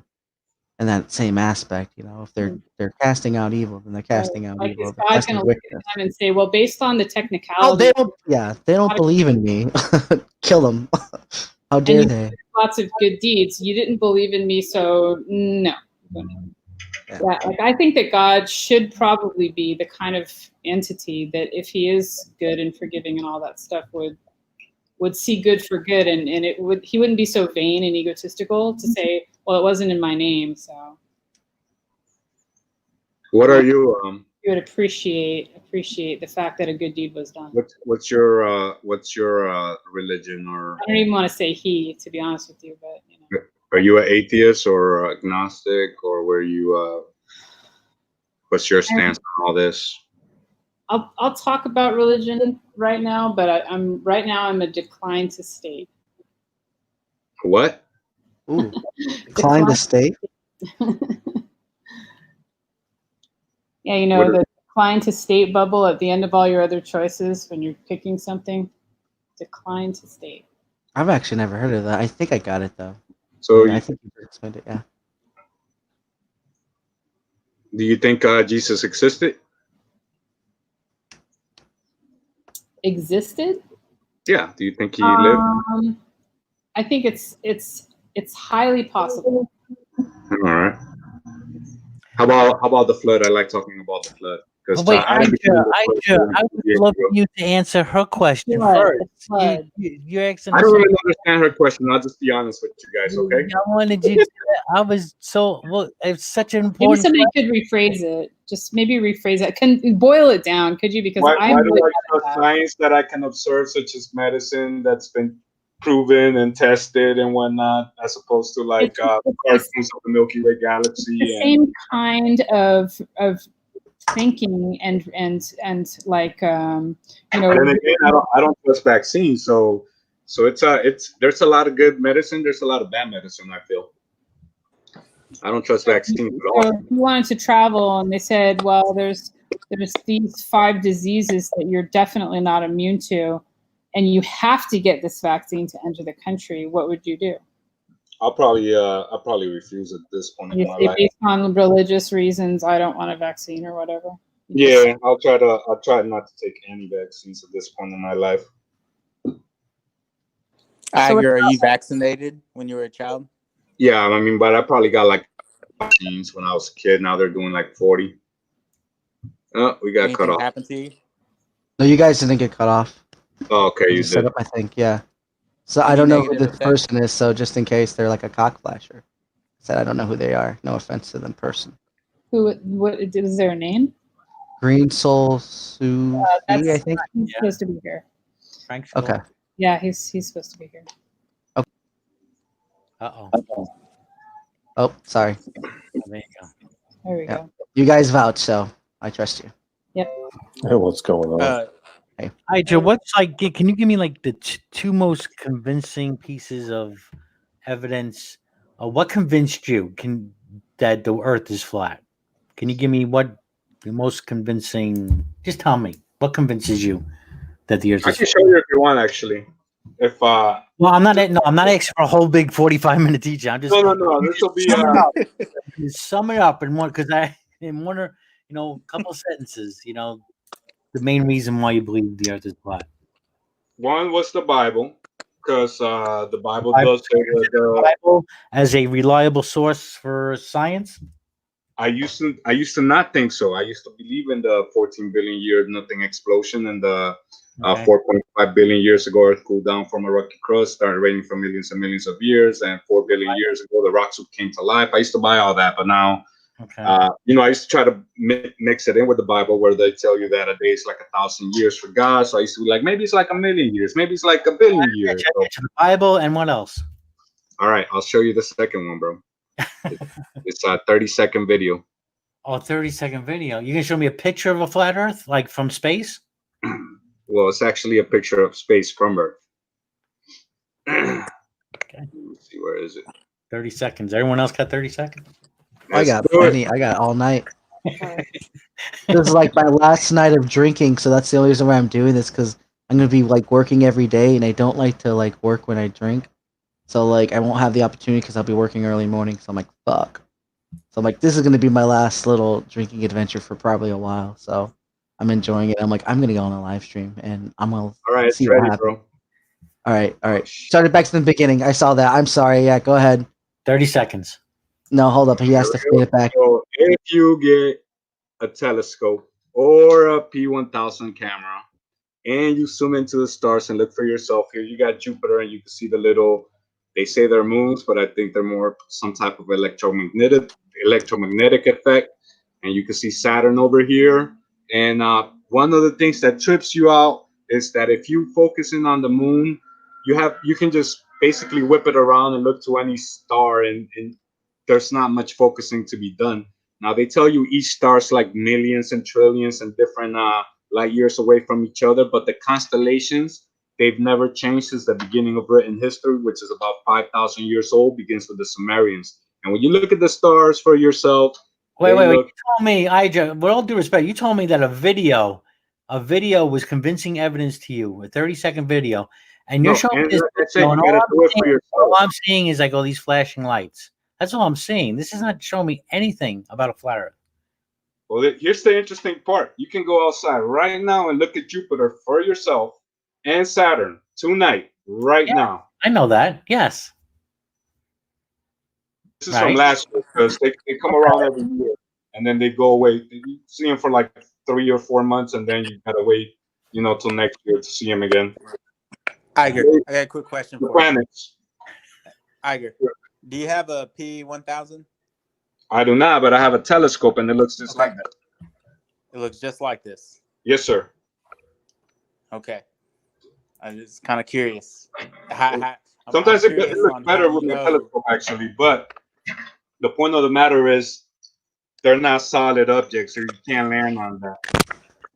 I'm gonna show you Mars real quick, because show us the moon. No, I have to show you Mars because Hold up. Elon Musk wants to take us to Mars. So, and you can see Mars around 3 a.m. We do have equipment on Mars taking samples and sending back data and pictures and stuff. Yeah. Oh, There's that's Mars right here. That's in the desert. Shh. That doesn't look Don't you like tell them those lies. Go outside tonight at 3 a.m. and look for yourself. That's Mars all day, every day. I've never seen Mars look like that.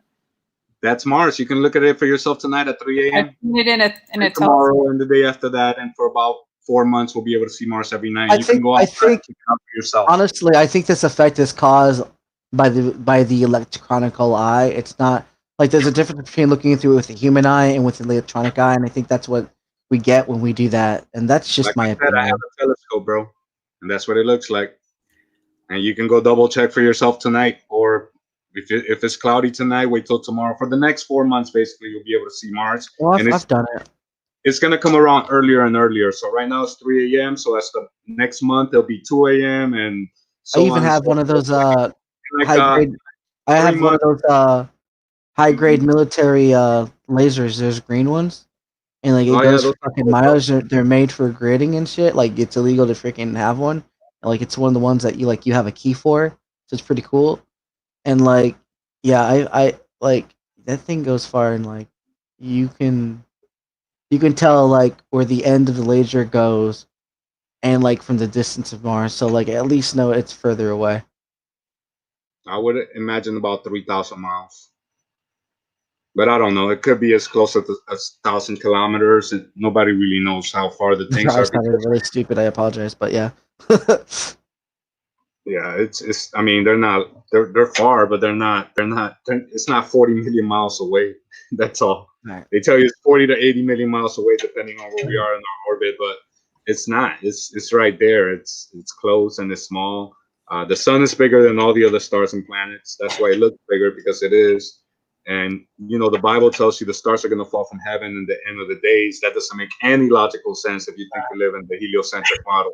Well, I don't think it's fall from heaven. I think it's burn up. No, they fall from heaven, brother. Sorry. Whack-a-mole. This is what these conversations can turn into whack-a-mole.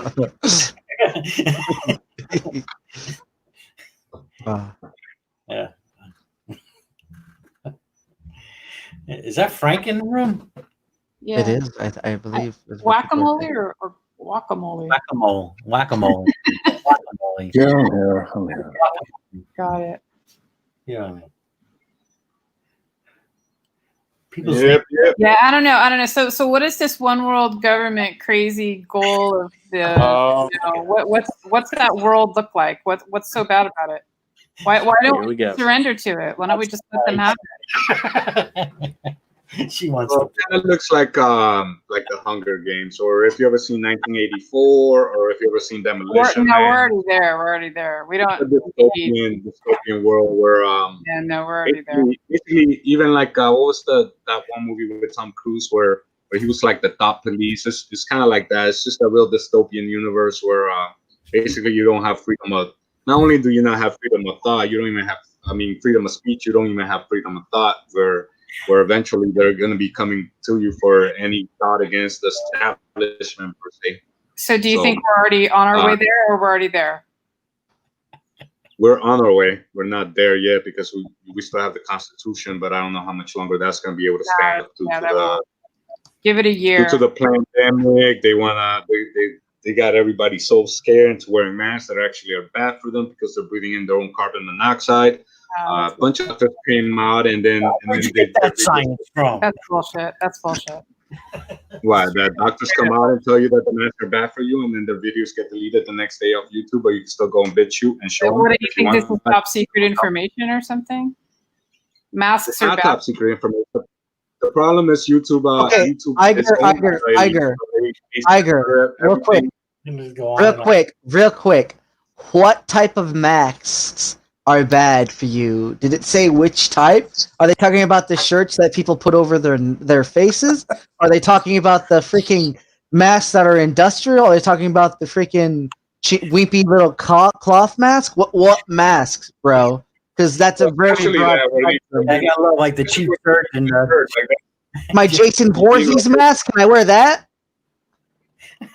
What? My Scream mask? Is that okay to wear? Can I wear my Scream mask? This one guy. No, the chief surgeon general says you can get an old scarf, and yeah.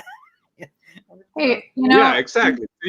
doctors that wear masks for 12 hours a day, you know, they're all poisoned. I mean, they must be crazy or something, or half dead because they've been breathing their own carbon dioxide in. They only wear their mask when they're doing an operation over somebody, so they don't spit through or whatever, spit into their open body. But you know, as soon as they take their mask off, because you know it's not good for you to constantly be breathing in your own CO2. Like, So much to tell the Japanese this. Well, That's kind of not good for you. That's accurate, right? Would have been wearing because they do that in Japan. Because the face mask, I mean, that's big over there, I believe, over there. Yeah, some people wear them every day when they go out because they themselves are sick or they are immunocompromised or something. They have a reason. They feel better with the mask on, maybe, you know. It's gonna become like a law eventually, but I feel like it's gonna be bad because people are actually gonna start getting sick from wearing the mask. Day in, day out, breathing on their own carbon monoxide. Well, I've seen some people with some pretty filthy rags around their face, you know. I have to stop. I was going to be like, so when Batman puts on his mask, I'm sorry. He doesn't get rid of mouth. I'm sorry, Adrian. That was fucked of me. Yo, but Batman doesn't cover his mouth. Do you smoke weed? Yes. I do. How about the flat earther? Do you smoke? I've smoked before. What is that for? No, just asking. Because you sound like a person I smoked with.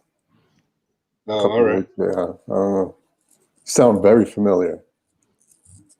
Do you live in Florida? Flatter than a pancake? No, I do not. Where do you live at? I live on the East Coast. East Coast. So you can also go outside tonight and see Jupiter, Saturn, and Mars. Everybody can, actually. It's worldwide. It doesn't matter where you are in the world. Sounds familiar, man. You don't have a team of people at the edge of the Earth doing research on this crazy edge that's falling off into space and stuff. Like, where is that edge? There is no edge. There is no space. Space is on top of the firmament, as you can see in my avatar here. There is no space. A lot of people got these this misconception of the flat Earth model, where you think it's a flat Earth and you're still orbiting around the sun on a flat Earth, but you're not. It's completely different. The whole cosmology changes. It's not a heliocentric model at all, where you're not orbiting the sun. If the Earth has if it's flat, it must have an edge somewhere. It has it meets up with the firmament eventually, which is an ice wall. Right. So show us that. What is all those dots at night in the sky? Like, what is that? When I look up and I see these white dots in the sky at night. Didn't you see freaking Lion King? They're fireflies caught up in the thing. They're fireflies? They're fireflies. I'm trying to learn here. Oh, sorry. I mean to be facetious. I'm interested. Watching over us. You know, it is funny that lion verse is actually pretty comical, because you got Timon that says what this one guy just said, and both of their names start with a T. Ironic. But yeah, he says that they're fireflies that get stuck in that thing up there or whatever. And then you got Puma that says they're balls of gas burning billions and billions and billions of miles away. And then you got Simba that says there are ancestors that are watching us. So if you follow the Bible, and then you start to think about angels, and there's angels that disobeyed God and they're following their own course. Come from, because they're not part of any constellation, they follow their own course. And you got the stars that are part of a constellation, and the same constellations we have since the beginning of written history were 1,000 years old. They're still there. They haven't changed. We're spinning around, swirling, spinning and wobbling through infinite space at ridiculous speeds, and infinite speed of sound in 4 different directions. And none of the constellations have ever changed, not one. And then you Google, they'll tell you, constellations change. Traveling as Well, Iger, Iger, you just How do you know that you're Iger, recording hold up. You just said it yourself. If like the 1/3 that fell didn't do their things, and then there's 2/3 keeping their place, then obviously that the stars haven't moved are the 2/3 that kept their place. It's the simple logic of it. That's why the stars don't move, because they're keeping their place, because they're keeping the commandment of God. Boom. Solved. Yeah, There and you go. I believe they are angels. And you know, it says the angels sing the glory of God. And again, if you go back to the video I just showed, which is still playing on the screen, their frequencies. They're So those dots I'll back it up in the sky at night, they're angels. There you go. But yeah, They're angels up in the sky.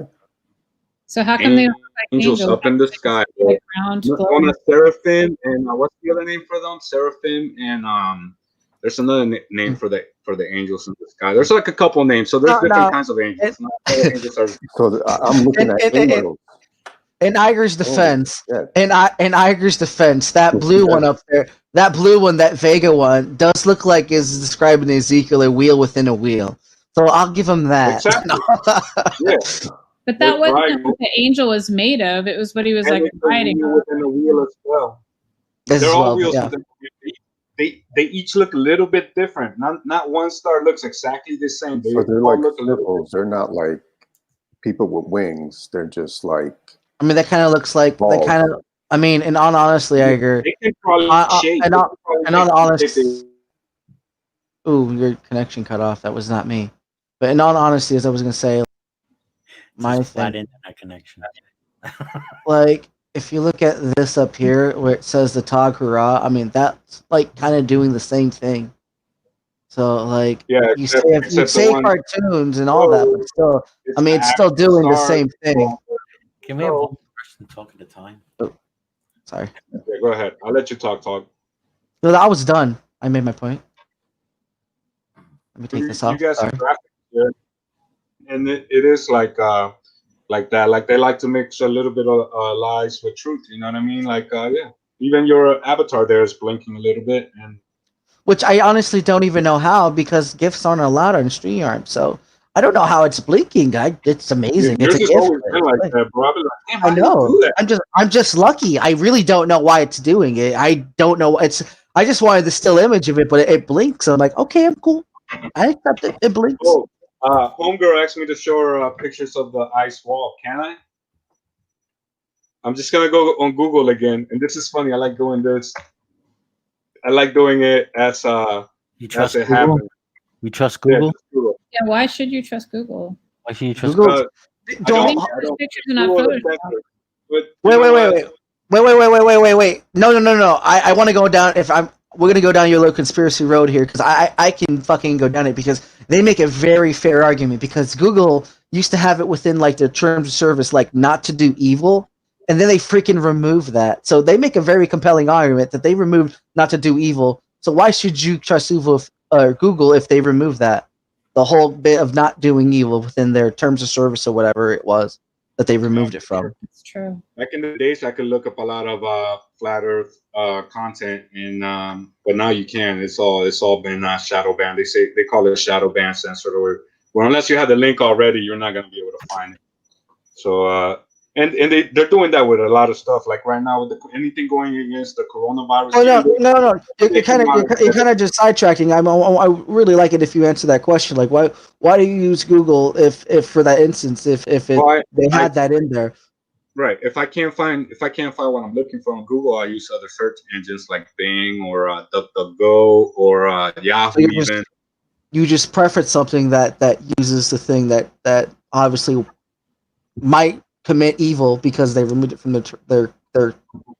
Basically, now we live in the age of information. Or whatever it was. You can pretty much find everything on the internet if you know where to look.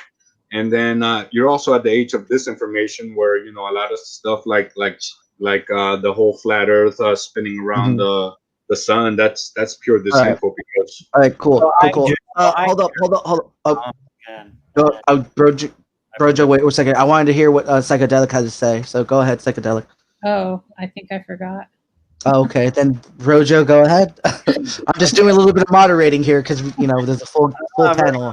Because I need to know from Iger, what anything for me, anything short of like you gonna show me some proof, like the edge of the earth connected to this firmament where the edge ends, right? Yeah. Or some shot from space showing me this flat Earth. All right. So I mean, how do you know unless you've done either of those two or know someone else that has that There was actually a guy named George Rayner in 1924 that supposedly took a picture of the firmament. He was in an expedition to Antarctica. But there was also a famous guy. His name is Admiral Byrd, and he has an interview where he comes out and says there's another continent the size of America on the other side of the ice wall, basically.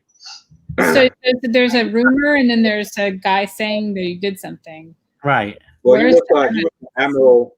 The United States military sent him down there in a mission with a bunch of ships to explore Antarctica. So for you to say some guy, it's like, you know, where's the evidence? It's kind of ridiculous at that point. What do you trust? It's still just his words. Oh well, but you got me one military credential, right? And I can show you hundreds, if not thousands, of other military credentials who will totally tell you that the Earth is round. I've seen it from outer space. Have satellite photos. So this is like the epitome of willful ignorance that we're looking at right here. Yeah, just 100% refusal. You're talking, but you're not actually showing me any evidence yourself. Show me evidence of the spinning ball Earth. Come on, show me the best picture you can find. Show me the best picture you can find of the spinning ball Earth. If you need help,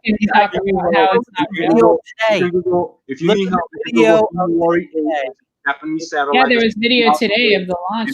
It's a live stream of the Earth spinning around. All right, if you want to look that up, I can find that real quick. It's the Himawari 8. It pops right up. I can share that for you guys as well. Go to the video today. Himawari 8. Hold up, I'll do that. I'll go to the launch video today. Right. SpaceX. When the second stage fell off, you can see it's around Earth. What the hell is that called? Because I'm retarded. SpaceX.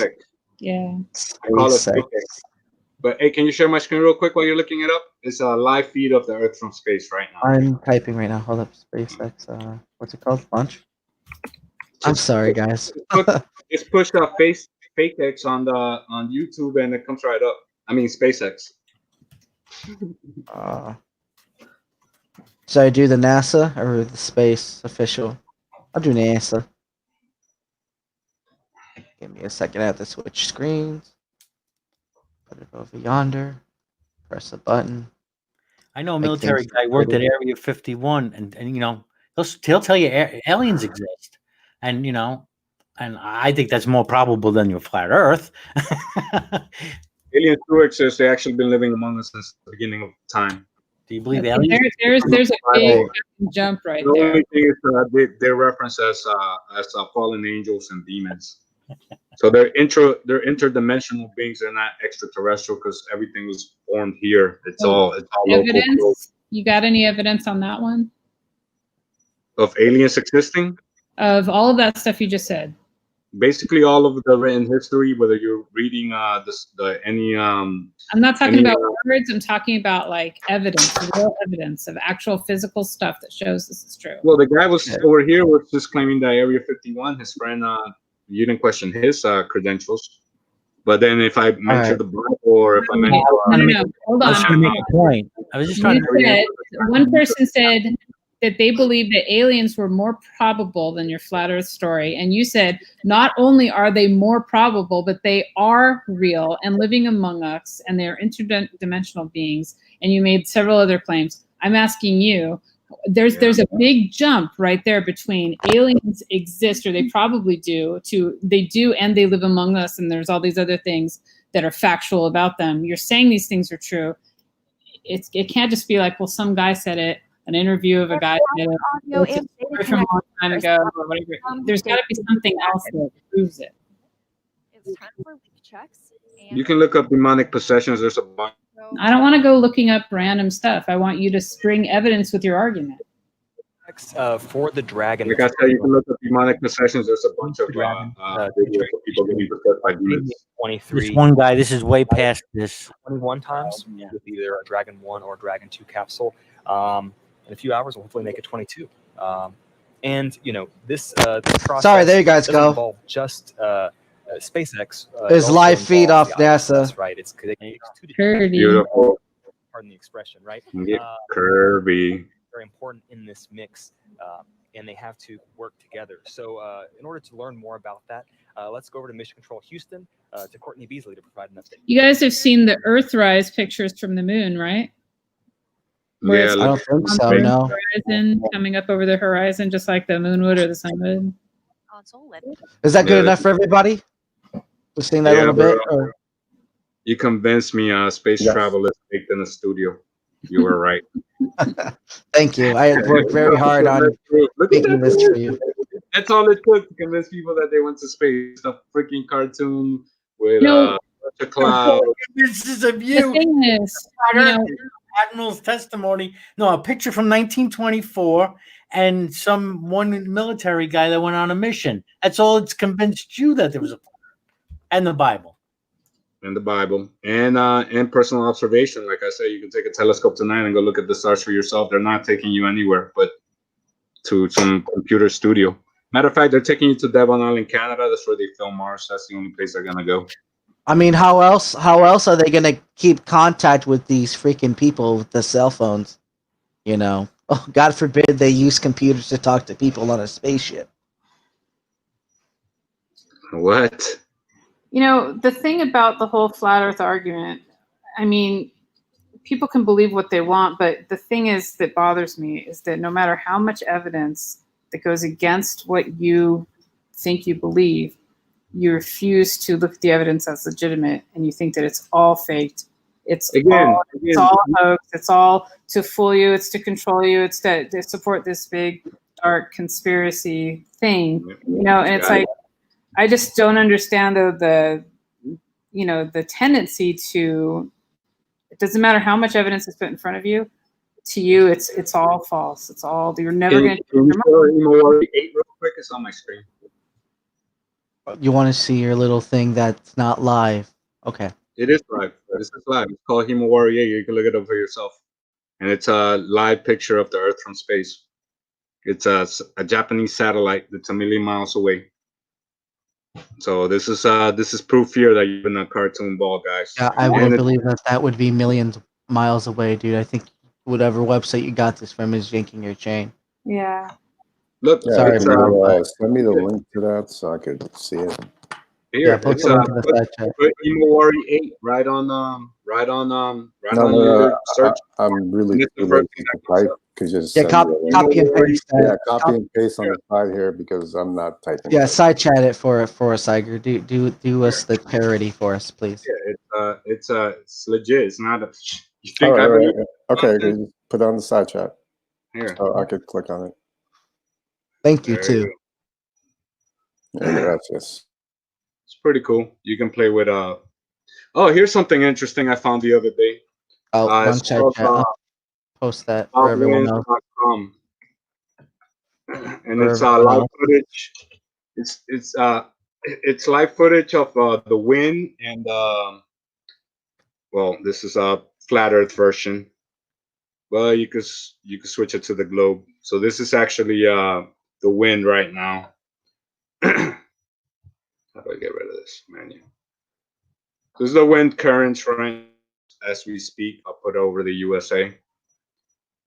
So that way you can see how much sense that makes. And now I'll go back to the Himawari 8, but cartoon. Okay, what I see is a globe. Right. So this is the wind. What I'm saying, this is live wind footage right now. Okay. And then you could switch it to the AE map, which is the basically the flat Earth map. And then you can see how the wind currents actually make a lot more sense if the sun is traveling through the equator. Again, this is what the wind looks like on a flat Earth, and this is what the wind looks like on a globe today. You do realize that it's not a flat. I don't think it's a flat Earth, but an aerial view of the Earth from above.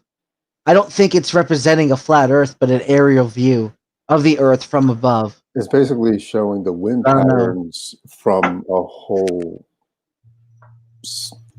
perspective. Instead of trying to show it, in parts, they'll try to show it like on the whole from the top view. So it's not saying that it's. It takes a lot of time. Flat. When I heard about the flat Earth, I didn't want to believe it either. So I don't blame you guys. I'm trying to believe you, but there's nothing that's convincing me right now. Iger, explain to me lunar eclipses then. I mean, in a lunar eclipse happens, you can tell that the Earth is not only round, but it's a sphere. It's funny 'cause that's the one thing that held me back from becoming a flat earther. I used to watch Yankee games, and they used to show the freaking moon. That shit looks like a globe. And from a camera angle, you could actually see its shape, its dimensions. And this is from a camera at a Yankee game. So why is the moon a globe and the Earth not? Iger, you just interrupted him. Let him respond. What I'm saying is that from my own eyes, my own observation, like I seen baseball games, and they would show a camera straight up the moon when it's full, and you could actually see its dimensions and everything. You could actually see that thing as a globe from your very eyes. Yeah, when the shadow's just right, it's amazing how ball-like. Yeah, and right? this is like a camera. So why is the moon like that and not the Earth? Like what is? Are you saying that the moon itself is flat too? And what is the moon? That's because it's round because it's a lamp. Don't you know? Is it really a lamp? Actually, I believe it in. Nobody knows if it's plasma or if it's just like a laser when you shine a laser on the wall. Okay, hold up. What is that? What is your explanation of the moon? Why does the moon look the way it does? Like I said, it looks like a disc. No, it doesn't look like right now. Look at it. It looks like a. That's what I'm saying. It does not look like a disc. It's like one side of a coin. It doesn't look like a globe. It looks like one side of a coin. All right. That's why we only see one side of the moon, and they call the other side the dark side of the moon because nobody ever sees it. And we all see the man on the moon or whatever. We all always see the same side of the moon. They tell you we're interlocked in some kind of weird locking orbit with the moon, that the way is spinning around us and we're spinning around the sun, but we're interlocked, so that way we always see the same side of the moon. It doesn't matter where you are on Earth, you always see the same side of the moon. We're tidally locked with the moon. That means that it points its face at us, the one we see. It's like we're holding hands and it goes around the Earth. And we have seen the dark side of the moon. We've flown around it, and there's lots of pictures of it. Yeah, I'm sure you did. When did you fly around the moon again? Jesus Christ. Hey, you shouldn't say the Lord's name in vain. Again, look at that. It's not in vain. It's not in vain when she says it like that, because technically it's a call for strength. Because it's like, I'm asking Jesus to come and. Another interesting thing is, Iger, you're interrupting people. All right. Hey, you know what? Matter of fact, give me like 2 minutes. I'm gonna use the bathroom. But one thing I want to point out in this video here, it's how it's waving around, almost like we're looking at it through water. Again, we're looking at it through air, anyways. That is atmospheric interference. That is interference of the space between the camera lens and the actual object. You see that, you see the same thing, the same wavy patterns on roads when you're walking on them. I mean, it's going through our atmosphere and then the space between us. There's. There's stuff in it, and there's a little bit of interference. I don't know how the Earth's magnetism, if it affects anything at all, but I actually like this video a lot. This cool video you got. Pretty cool video, bro. And again, we always see the same side of the moon from Earth. Like even she says, we're interlocked. We're it's like we're dancing. We're holding hands and we're spinning around in circles with the moon. We're never gonna see the other side of the moon. She says we're flown around it.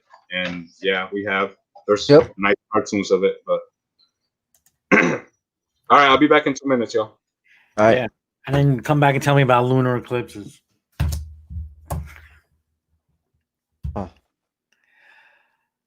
Whack-a-mole. Whack-a-mole. Whack-a-mole. Whack-a-mole. I don't even know. Whatever.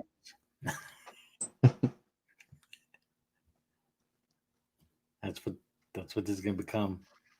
I was gonna say something about like Hollow Earth, and then I thought about it. I'm like, it still works within the crust system, so Hollow Earth technically would not be a thing because it's all within the crust. So I was like, screwed. I just had to realize that, and I was like, oh shit.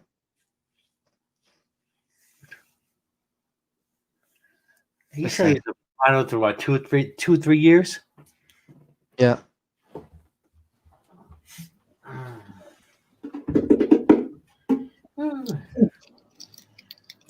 Frank. Who's the black and white icon? The guy in the suit or the tie? Yeah, I don't know what his name is.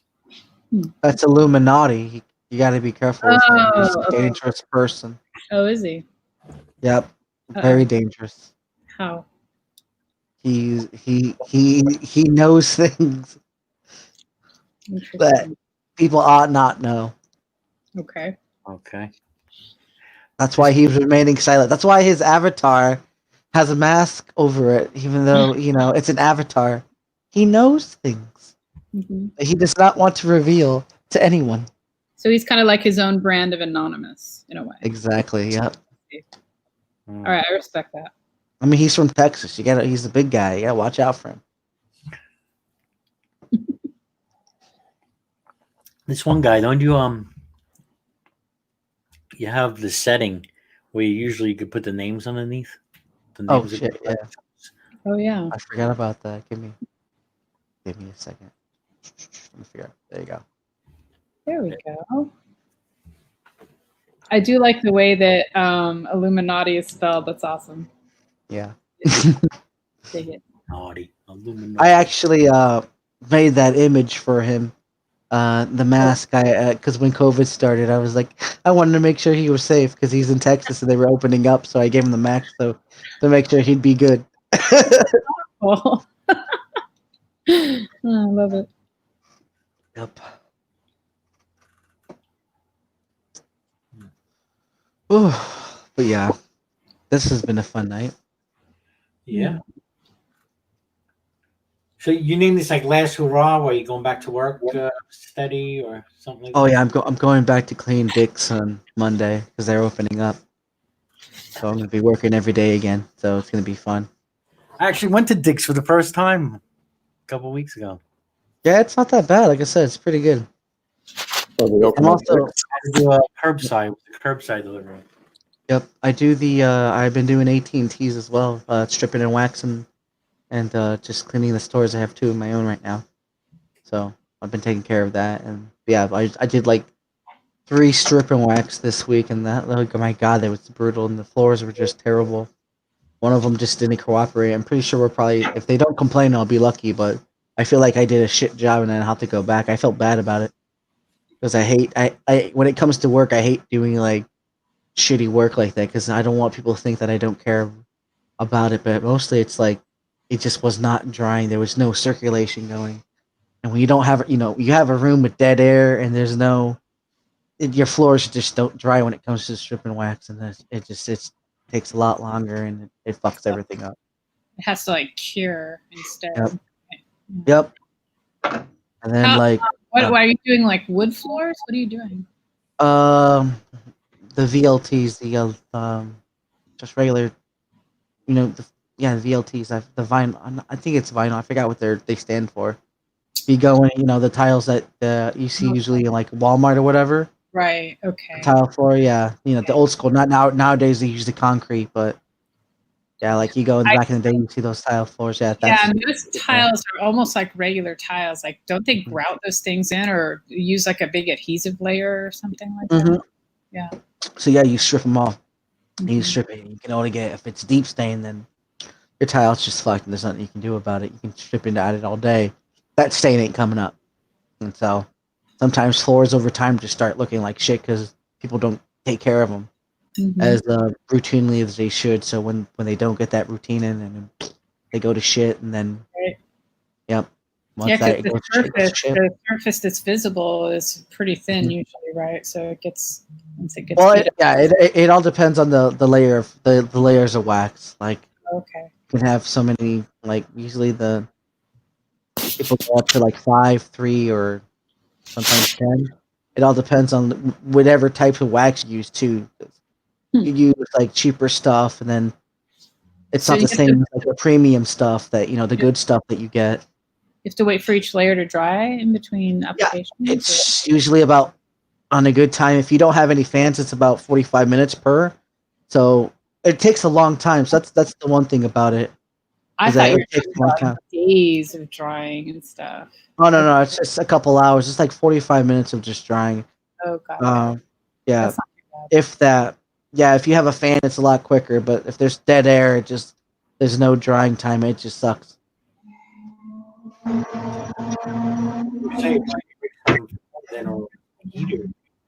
Ooh, someone's talking. I was gonna say, why don't you bring like a fan in or some heaters? Oh, we got some. It's just it doesn't always.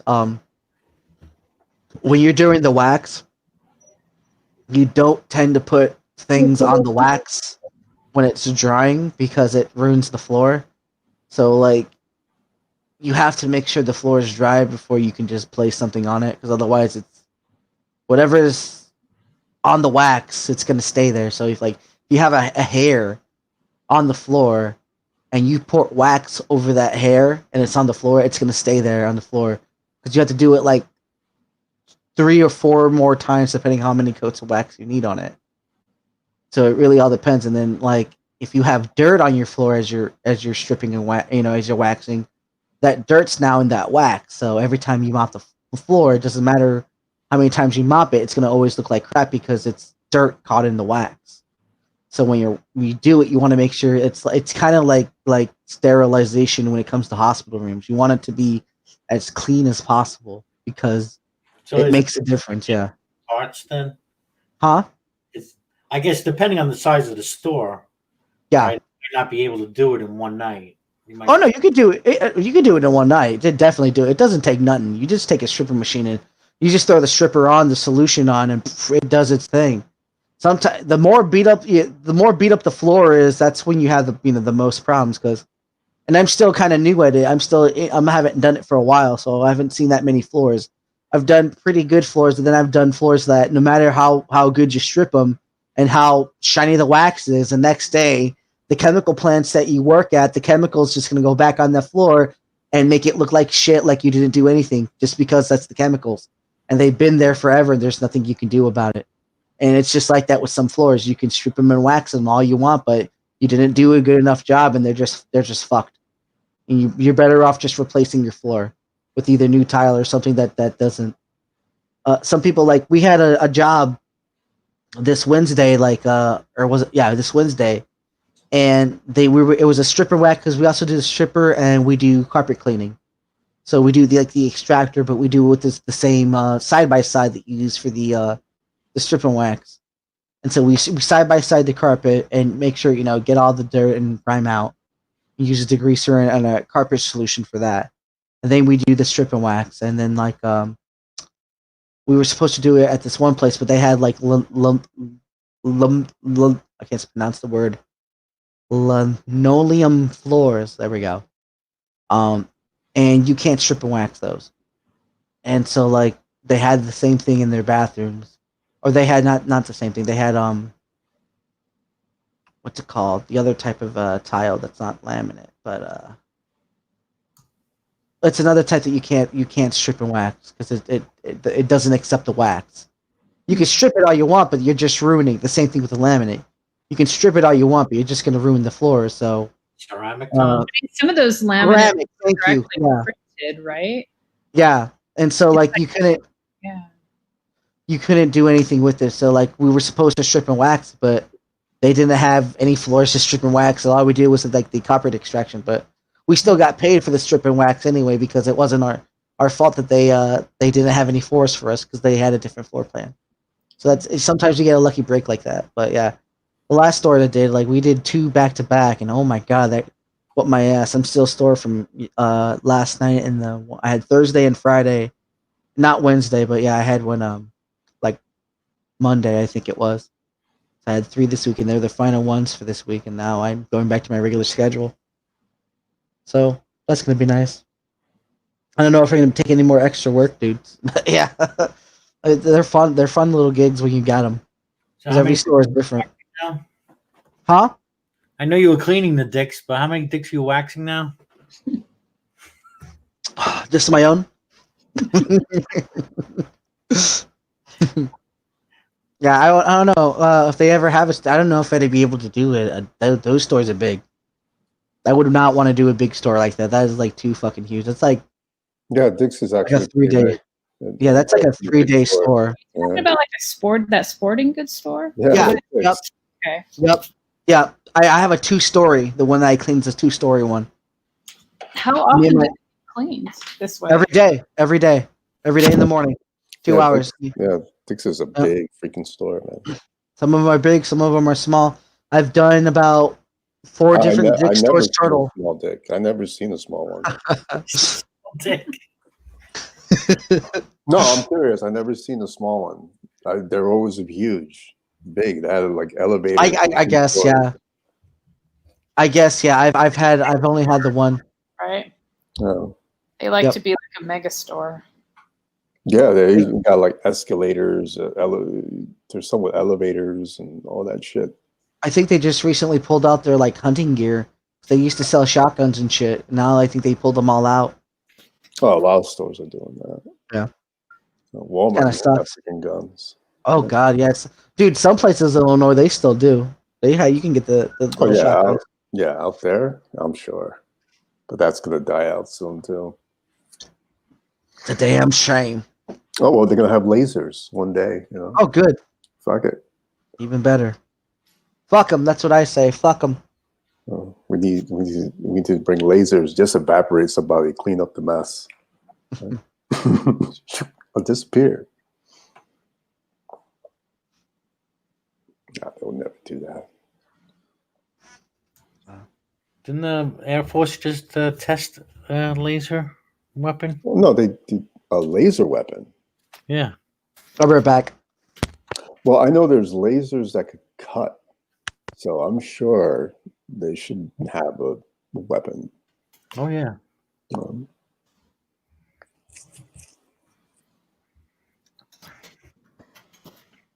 Well, it was interesting. I was actually reading a short story from Stephen King called The Joust. Basically, a guy invented a teleportation device. But the thing is that every time he tried it on rats, right? So, but every time he teleported a rat, it came back, but it came back just wide-eyed. It just fell on the ground and died. So he kept doing it, even though like everything was intact, nothing was wrong with the rat. But the rat, the rats kept dying every time it went through one place to another. So what they found is that if they put the rat to sleep and teleport it, it was alive. Because then he wouldn't see something, right? Yeah. So the whole thing is that when you go through a teleportation, you go through a different type of timeline that will last maybe millions of years, and you're conscious. So the brain cannot handle that type of isolation. So as soon as you come out the other side, you would just die, because it's like your consciousness is eating itself, because it cannot handle that type of input. But I don't want to tell so much about the story because it's actually pretty freaky. So people actually started teleporting, but before you teleported, they put you to sleep. So you could go in the nearest star for millions of miles, and you get there about in seconds. But the whole point about it is, you have to go to sleep, because you'll go through, if you're awake, you'll go through that teleportation, and you know, it takes like almost like what, like 100,000 years to reach the nearest star. You will be alive for 100,000 years going through, you know, space. And So how- that's where Where does the 100,000 years number come from? well, I think light years or something. What Like if about you- why the nearest star? How does that figure into things? No, the whole thing about the teleportation is that you cannot be conscious. Okay. Yeah. Because if you're conscious, you're going through that time. But Even why though it does takes the time seconds. warp happen, I guess? That's my question. I Is there don't know. Well, it's a story from Stephen King. So, Okay.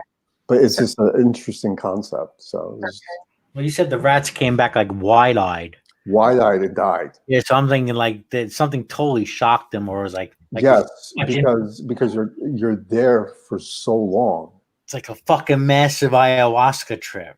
Yeah, it's so long that as soon as you get back to consciousness and that reality, your brain cannot function right. You just die. short Did they circuit? say how long this in the book? I mean, how long is the trip in real No, time? it doesn't really say that. It doesn't see how long. Hey, sorry guys. I'll talk to you guys next time. I gotta go. All right, take it. Oh, See you, Iger. oh, you're So, but with teleportation, is it instant like it is, you know, in some stories where they press a button and it? well, in the story, it is instant as the body, but the consciousness is not. Okay. So there's something going on. Like, yes, it is instant in some ways if it's not conscious. You're talking demon stuff, man. That's why you scared Hydra away. I think I should have spoke So about if it. they knock you Now, out with drugs or you- something, how do the drugs last as long as the trip? No, because it's really instantaneously, but when you're conscious of it, it's not. Oh, so it's one of those things where it's like a reality only exists if it's observed kind of thing? Correct. It's Okay. like you know, that's why they put you to sleep. Got it. It kind of makes sense because you know you watch sci-fi movies and they put you on hypersleep. You know, so like in some senses, maybe not the same thing, but maybe the same concept. Well, I always thought that was to like slow down all of your metabolic processes and be able to. Well, like, let's say for example, like you had to go to Neptune or something like that. It'll take a long time in right, that ship. like 15 years or something, right? Correct. So they have to put you on some hypersleep because to be isolated for so long will do something to you mentally. Well, isolated and also like your like the resources for the trip, you know, like the resources, you know, they go way down if you're in that kind of state because you'll have your minimum needs for calories and stuff like that, you know, some oxygen too, you know. So Correct. They do that. Like in Star Wars, like you know when they go through that hyperspace and they go from one spot to another. Mhm. In the story, like when you read the books on Star Wars, they don't look when you're going through because it does something to you mentally. they close their eyes. They close their eyes. Interesting. Yeah, they close their eyes because they close their eyes. So like Darth Vader in the books, he said he used to stare at it, and everybody used to look away, but Darth Vader will actually stare at it because if you stare at it too long, you'll go mad. Okay, so he wanted to go mad. He was mad already. He wanted the darkness that it Yeah, brought. it mentally does something to you. So this short story by Stephen King, The Joust, it's actually pretty freaky. Like I don't want to tell you about it because it involves kids. No, I don't mind spoilers and nothing. No. But you could watch it on YouTube. Actually, the story is on YouTube, and it's a short story, and it's actually one of the most scariest Stephen King stories I ever read. It's like an audiobook or somebody. It's an audio, yeah. It's called The Joust. All right. That sounds interesting. I'll check it Yeah, out. it's just fascinating. It's not that long. But I was freaked out. It freaked me the fuck out. Cool. Yeah. I haven't read Stephen Ace. King in forever. Yeah. Some of his books are really good. Some of his books are like kind of like, what the hell? This is dumb. But he's a good storyteller. Talking about how like having to put people to sleep so you could travel through space. You reminded me of a movie I saw a couple of years ago called Passengers. Did you see that one? No, I didn't see that one. What's that about? They put this couple to sleep on a space. They had to put them to sleep. It's like suspended animation, and then they automatically wake up when they get to their destination. But one wakes up early. Too soon, the machine wakes him up, and the other passenger is a female. So then there's this whole moral dilemma he goes through about whether to wake her up or not before time, just to satisfy his own. He goes through loneliness and everything else. It's a really pretty good fucking movie if you had a chance to see it. Passengers, I gotta check it out. Passengers, yeah. Oh. Cool. I love good sci-fi. Right now, I'm going back. Was watching. God, I missed. I only saw the first season of Westworld. I tried getting into that. I'm too late with that. I'm not even gonna attempt. The only thing close to sci-fi I've gotten to is Star Trek, and that's it. Like that's everything. I've never watched that before. Battlestar Galactica is some of the best TV ever made. It's so good. The original one? No. The remake. 2005, four seasons and change. There was like a couple of they made a movie in the middle of it. It was kind of weird. Like they had like season 1 through 3, and then they made a movie that fit between season 3 and 4. And I think there was a movie made afterwards that fit somewhere within season 4 as well. But yeah, it was a totally cohesive story from beginning to end. And you know how some series, they just don't think out the end very well, and it ends up being either stupid or it fizzles out in some way, or it's in some way disappointing, or it just, you know that they didn't plan for it. You know that it was not a complete story at the beginning. They just kind of made up an ending and made it fit. Well, this is not like that. This is like it's like reading like a text of future humanity, like the history of, and having it be like a total complete story. Good stuff.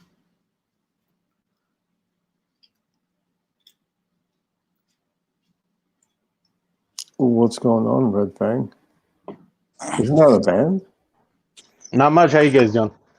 What are we talking about today? Space. Stuff. Nice. Space. All over the place, yeah. Final frontier. Space. Space doesn't exist. It's just angels in the sky just looking. Cartoons. Space is fake. Stars are fake. Stars They're are fake. angels. Yeah, they're angels. Are you being serious or? I wish I was serious, but somebody was. But that Oh, person left. I know exactly who you're talking about. Where did he go? He ran. As soon as I said what's up, all of a sudden he was out the door. Oh, really? Oh, you guys know each other. Okay. Oh yeah. We all had Okay. He didn't really have to leave. He left because he came. That's nice. I like that. Okay. I thought he left because of all the. No, man. It was Red Fang. Yeah. I was hoping Praise would come in here and some other people. Hopefully they still will. Yeah. Sober? Praise I am that I am. Oh, no. Oh, I thought you meant some other praise. Okay. I thought you meant craze. Oh, yep. Sorry. Yep. Yeah, it's praise. Okay. That's why I said sober. I want to see Jill in here too. I sent him an invite. He's probably watching right now or something. Jill won't come in here. He probably won't. Oh, Jill's a guy. Yeah, Jesus is Lord. Jesus is Lord. That's the abbreviation they've been calling. Oh, Jill. Okay. I know Jesus is Lord. I know that. I know that person. I think I do. He blocked me on his channel. Shut up, liberal. Naughty, naughty boy. Even a naughty, naughty man. Naughty boy. No, look, actually, when somebody tells me the Earth is flat, I actually want to be convinced. but it's not working. It doesn't work. I know. Well, I wanted to see some really like somebody would tell me something, and I was like, to at least think about it. But unfortunately, nothing's happening. Like the whole edge of the Earth near the firmament. Why don't they get the flat earthers get together and we need like a resort at the firmament. Yeah, area, I would. Iger is not the one to convince you of flat Earth.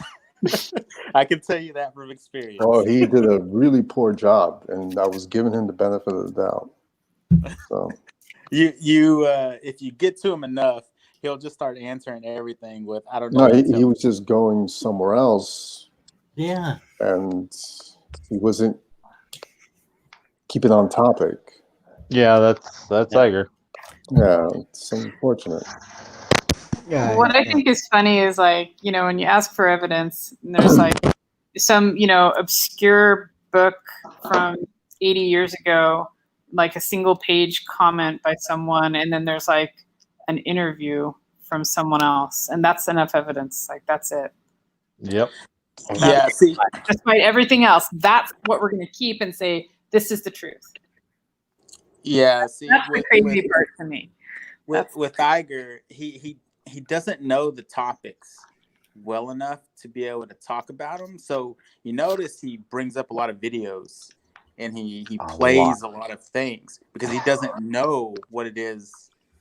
He doesn't know the topic, and so he doesn't know it enough to be able to refute the ridiculous videos that he plays. So he just believes them, and when you actually engage with them, he gets to the point where he gets frustrated and he just stops trying, and he'll answer every question with I don't know, you tell me, and then when you do it enough, he'll just say I have to go.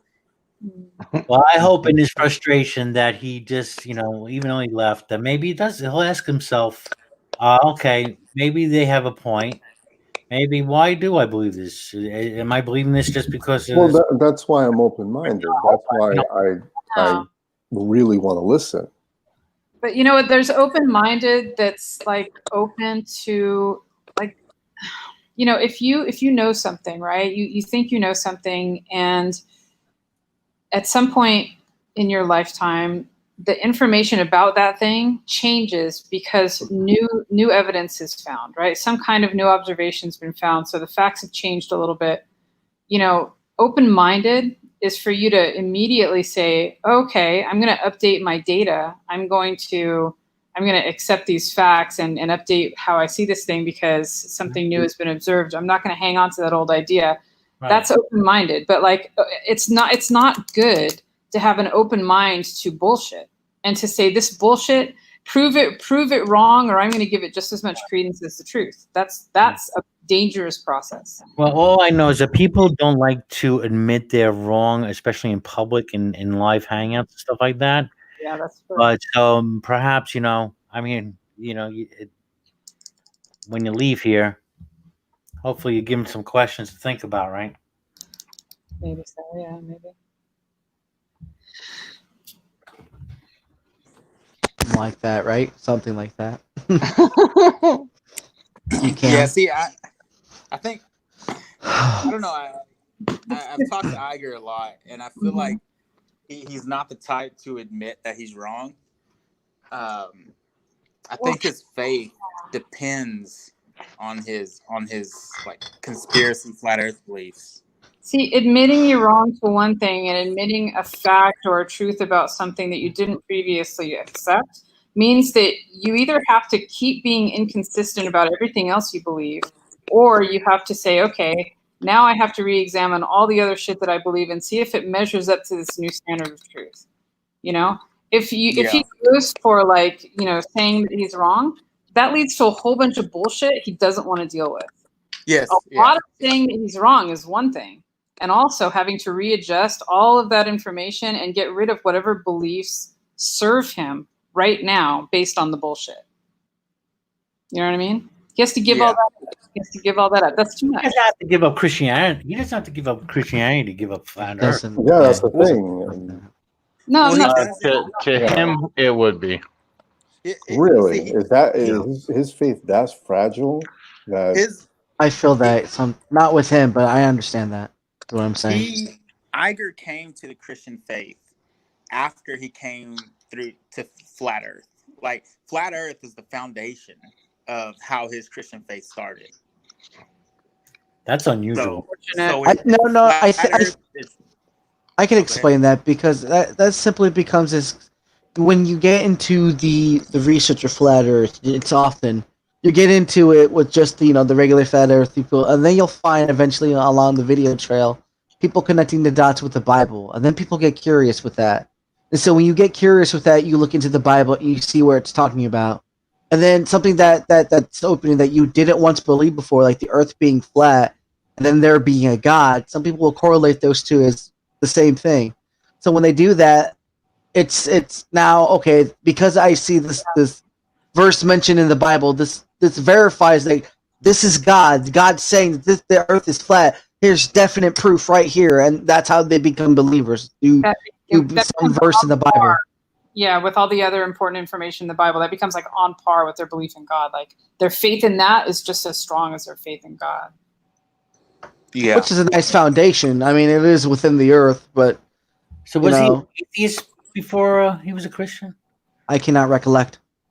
Because I find it odd that that he's a flat earther before he was a Christian. Because my experience with people on here, it's usually they're a Christian first and then they're a flat earther.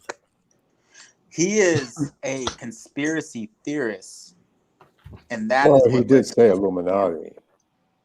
Yeah, he did say. Well, and that's what I was saying earlier about that justification of saying, if they can hide the shape of the Earth from all of us, they can do anything. Like that. If you engage that kind of thinking, you can justify any whacked out belief that you can come up with, or that someone else puts in front of you and says, "Look!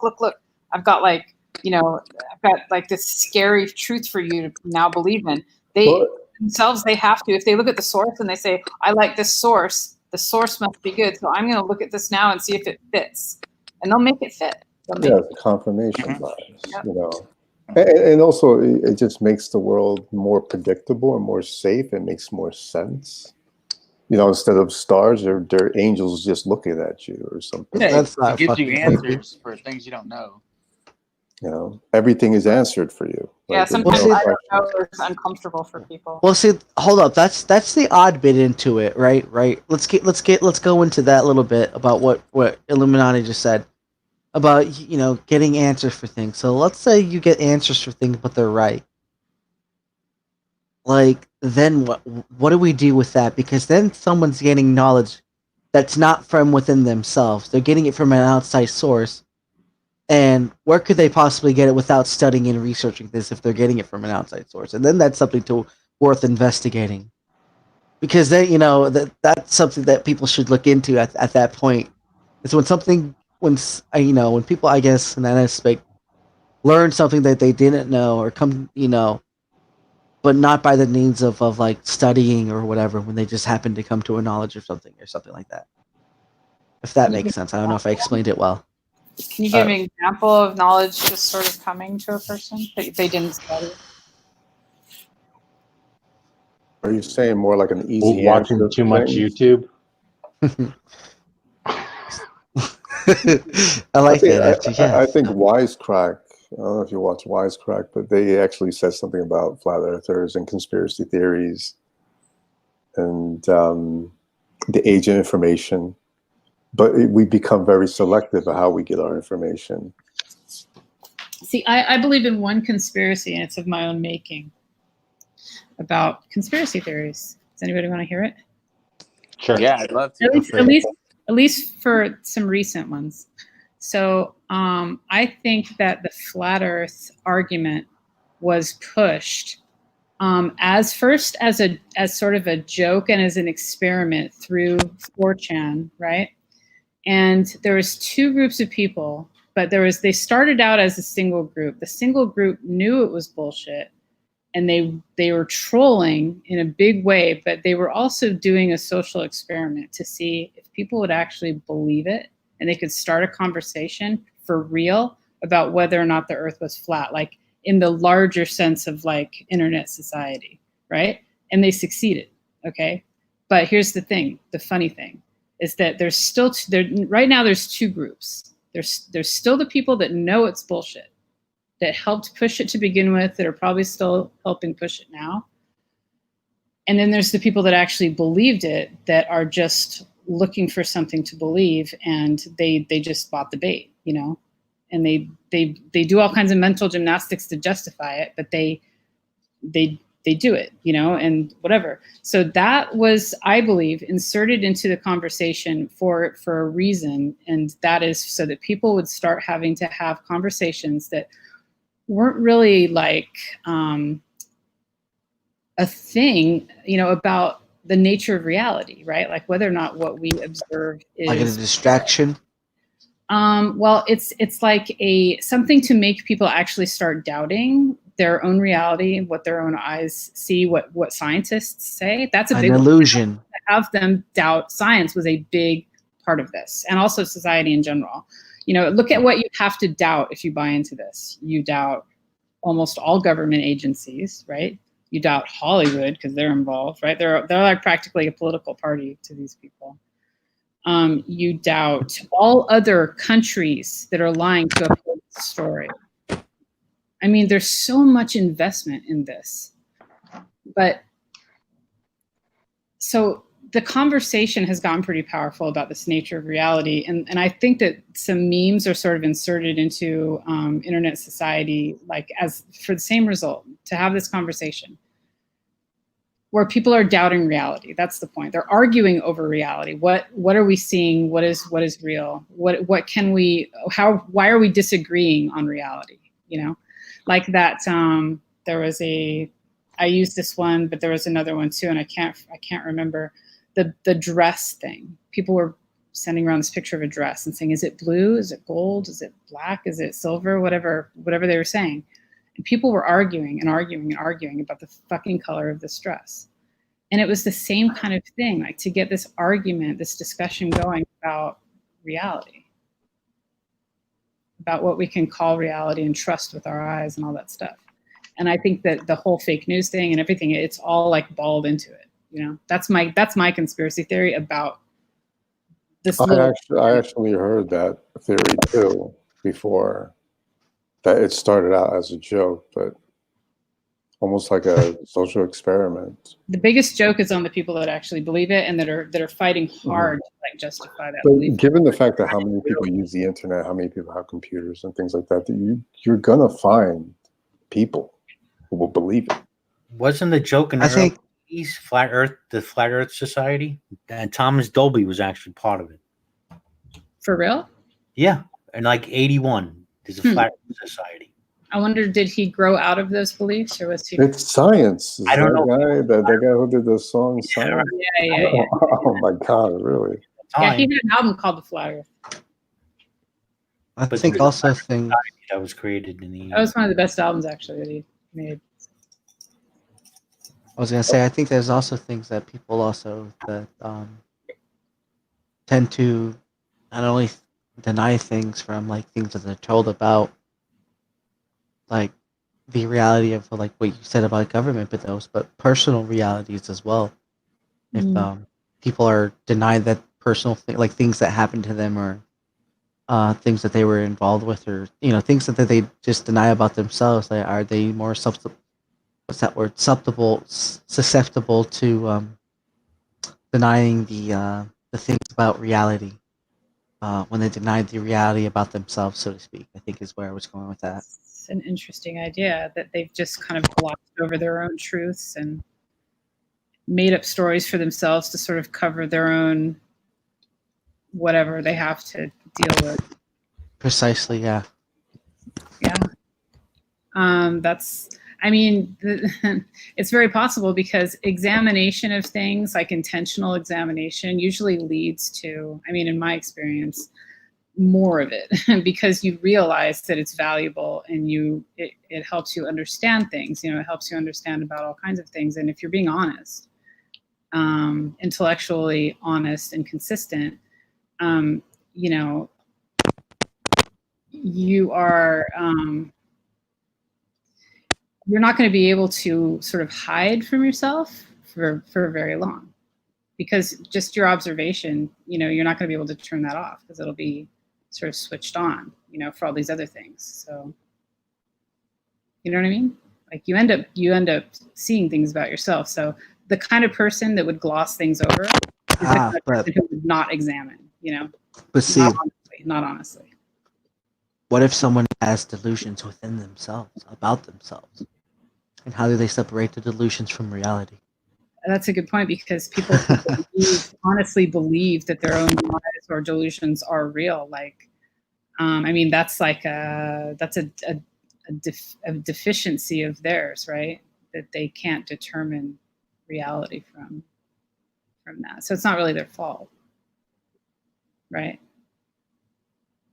I guess not. They have like a mental condition of some kind that, you know, like schizophrenics, for instance, you know, they have. I was going to go there too. That's about ready to say. Schizophrenics have that. Yeah. They have a hard time because, yeah, they're a perfect example of it.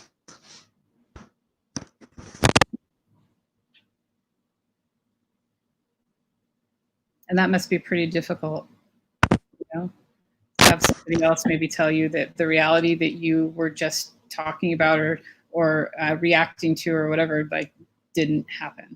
Oh, Jesus, yeah. Everyone faces that. Atheists face it with Christians. There's a God, and then Christians face it with the atheists. There is no God. And then they get these comments, and they're shattering emotions, and then there's this back and forth. It's everywhere. I see it, you know, and I get sick and tired of it, and it's like, oh, God. Like, sometimes we have some common ground, but still, it's the same holler and baller, and I hate being a part of it, but it's fun. Yeah. That reminds me of something that came up when that guy was talking, the flat earth guy. And then our conversation about like why someone would, you know, push to believe this for so much. But, you know, one thing about, if you start, let's say you hear about this thing, you know, this special information, and then you discover this network of stuff that's attached to it, all these people that believe this, all these websites that have this supposed, like, you know, secret information or information that, you know, is the real truth and all this stuff. Like, people that don't really have like maybe a lot going on for themselves, like maybe I don't know, like maybe they just need some kind of identity. It gives them somewhat of an identity to become part of this like community of people that are now talking about this thing. And then they also kind of believe, like, maybe the feeling they're in like a secret club of some kind, like a society that believes the truth. You know, maybe it gives them like a sense of belonging when they run into each other. Oh, like, Jesus, yeah. Brotherhood, like, of ignorance, basically, but a brotherhood nonetheless, you know. Jesus, I can understand that. Hell yeah. You see that, I think, on that here. Definitely, yeah, definitely. I mean, that's one thing that's like negative about the internet, that, you know, any fringe group that does wacky things or believes wacky things or even dangerous things, like, feel validated by the fact that they found others like themselves, you know? Mm-hmm. Sometimes it's harmless, sometimes not, so. Yeah, it really all depends on the, what was I going to say, crowd you roll with, honestly. Mm-hmm. And I roll with a lot of them. And the best is I try to do is, like I recently said this with, like, Praise That I Am, like, even though, like, I believe in God, I don't want to be lumped in with everyone else. I don't want to be considered a Christian, because in all sense of what a Christian is, do I feel like I am a Christian? No. I don't feel like I am a Christian. Mm-hmm. Do I qualify as a Christian? Yes. Do I feel as I'm a one? No. I think that comes natural.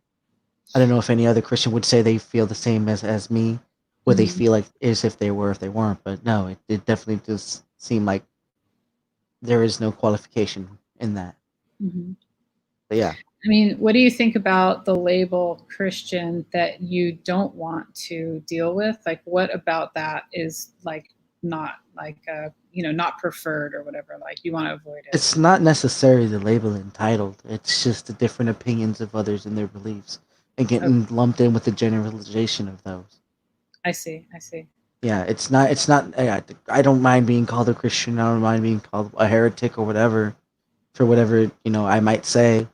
It's just that I don't like being summed in with everyone else, because it's just bad. Because if you want to say something, like if I'm in a room with someone online and they happen to say something, and then there's someone makes the broad sweeping like, "Oh, look at these stupid ass Christians just sitting there."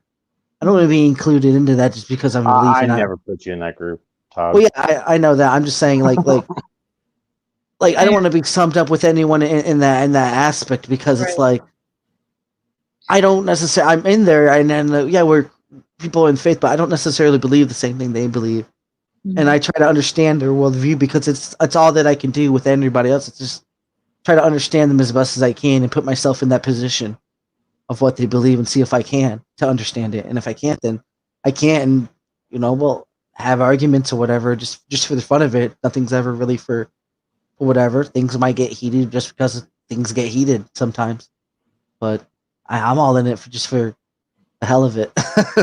Yeah. For the most part. And like I said, this I don't even know if I'll be able to do regular thing. I know I have something like later on tomorrow, hopefully, but other than that, this might be a live stream in a while. So it's like, yay, at the same time. Yeah. It's been really good so far.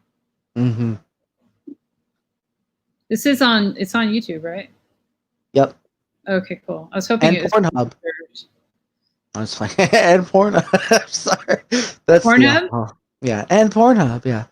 Oh, For God. real? Some people do. No.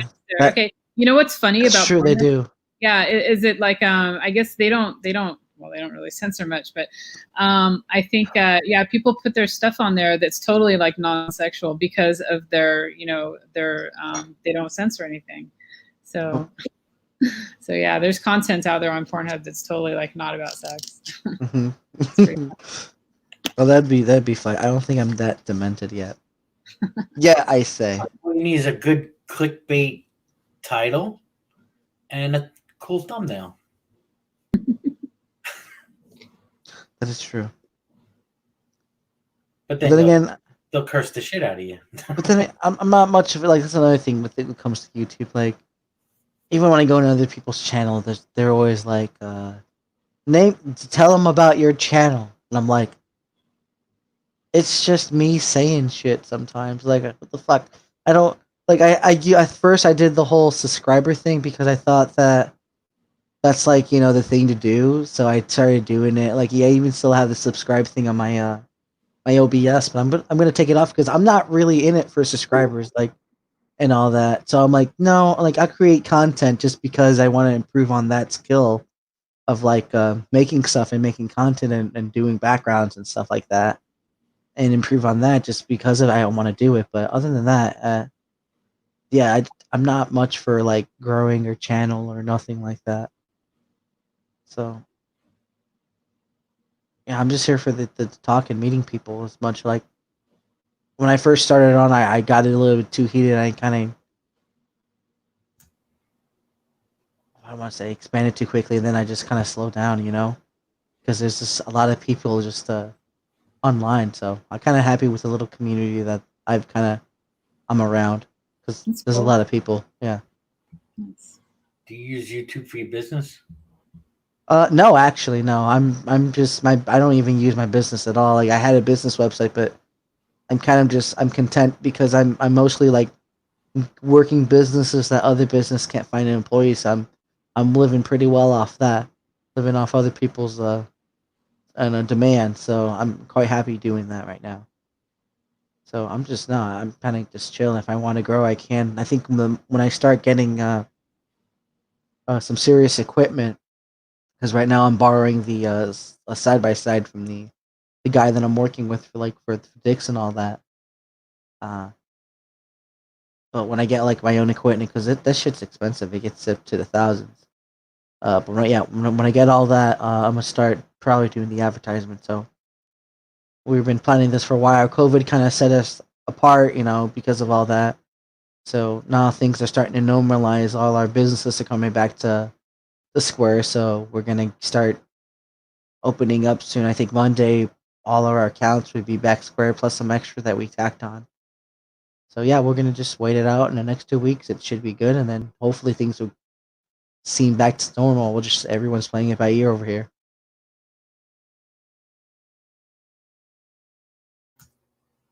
Everybody just bouncing.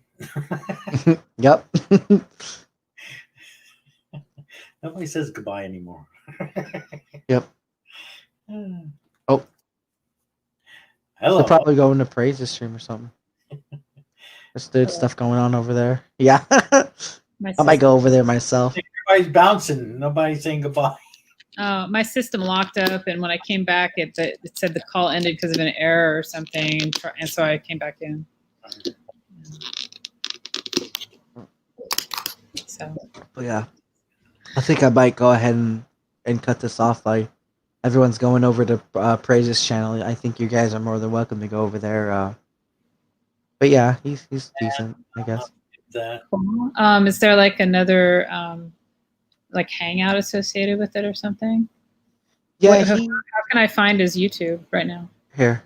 I'll post a link in the awesome. my side chat, private chat. Right. I'll do side chat first. Yeah, then I'll do the private. There you go. All right. Oh, thank you. All right, but yeah, I'd like to thank you guys and everyone else who came on and stopped by and watched. I had a blast doing this. Thank you guys. I'm gonna go continue this journey onto Praise's channel and go fuck up his shit. Talk to you guys later. It's fun. Yeah, thank you. Hopefully I can do one sooner if I can get a schedule down. Awesome. That's all it's about is figuring. Because I said I like to figure out my routine. Once I get my routine set, then I'll try to figure out how to do these live streams more often. Because they're fun to have. Like I said, I like coming on to people. Yeah. At least I didn't get cocked flash yet, so yay for me. Yeah. All right, guys. Thank you and good night. Have a good one.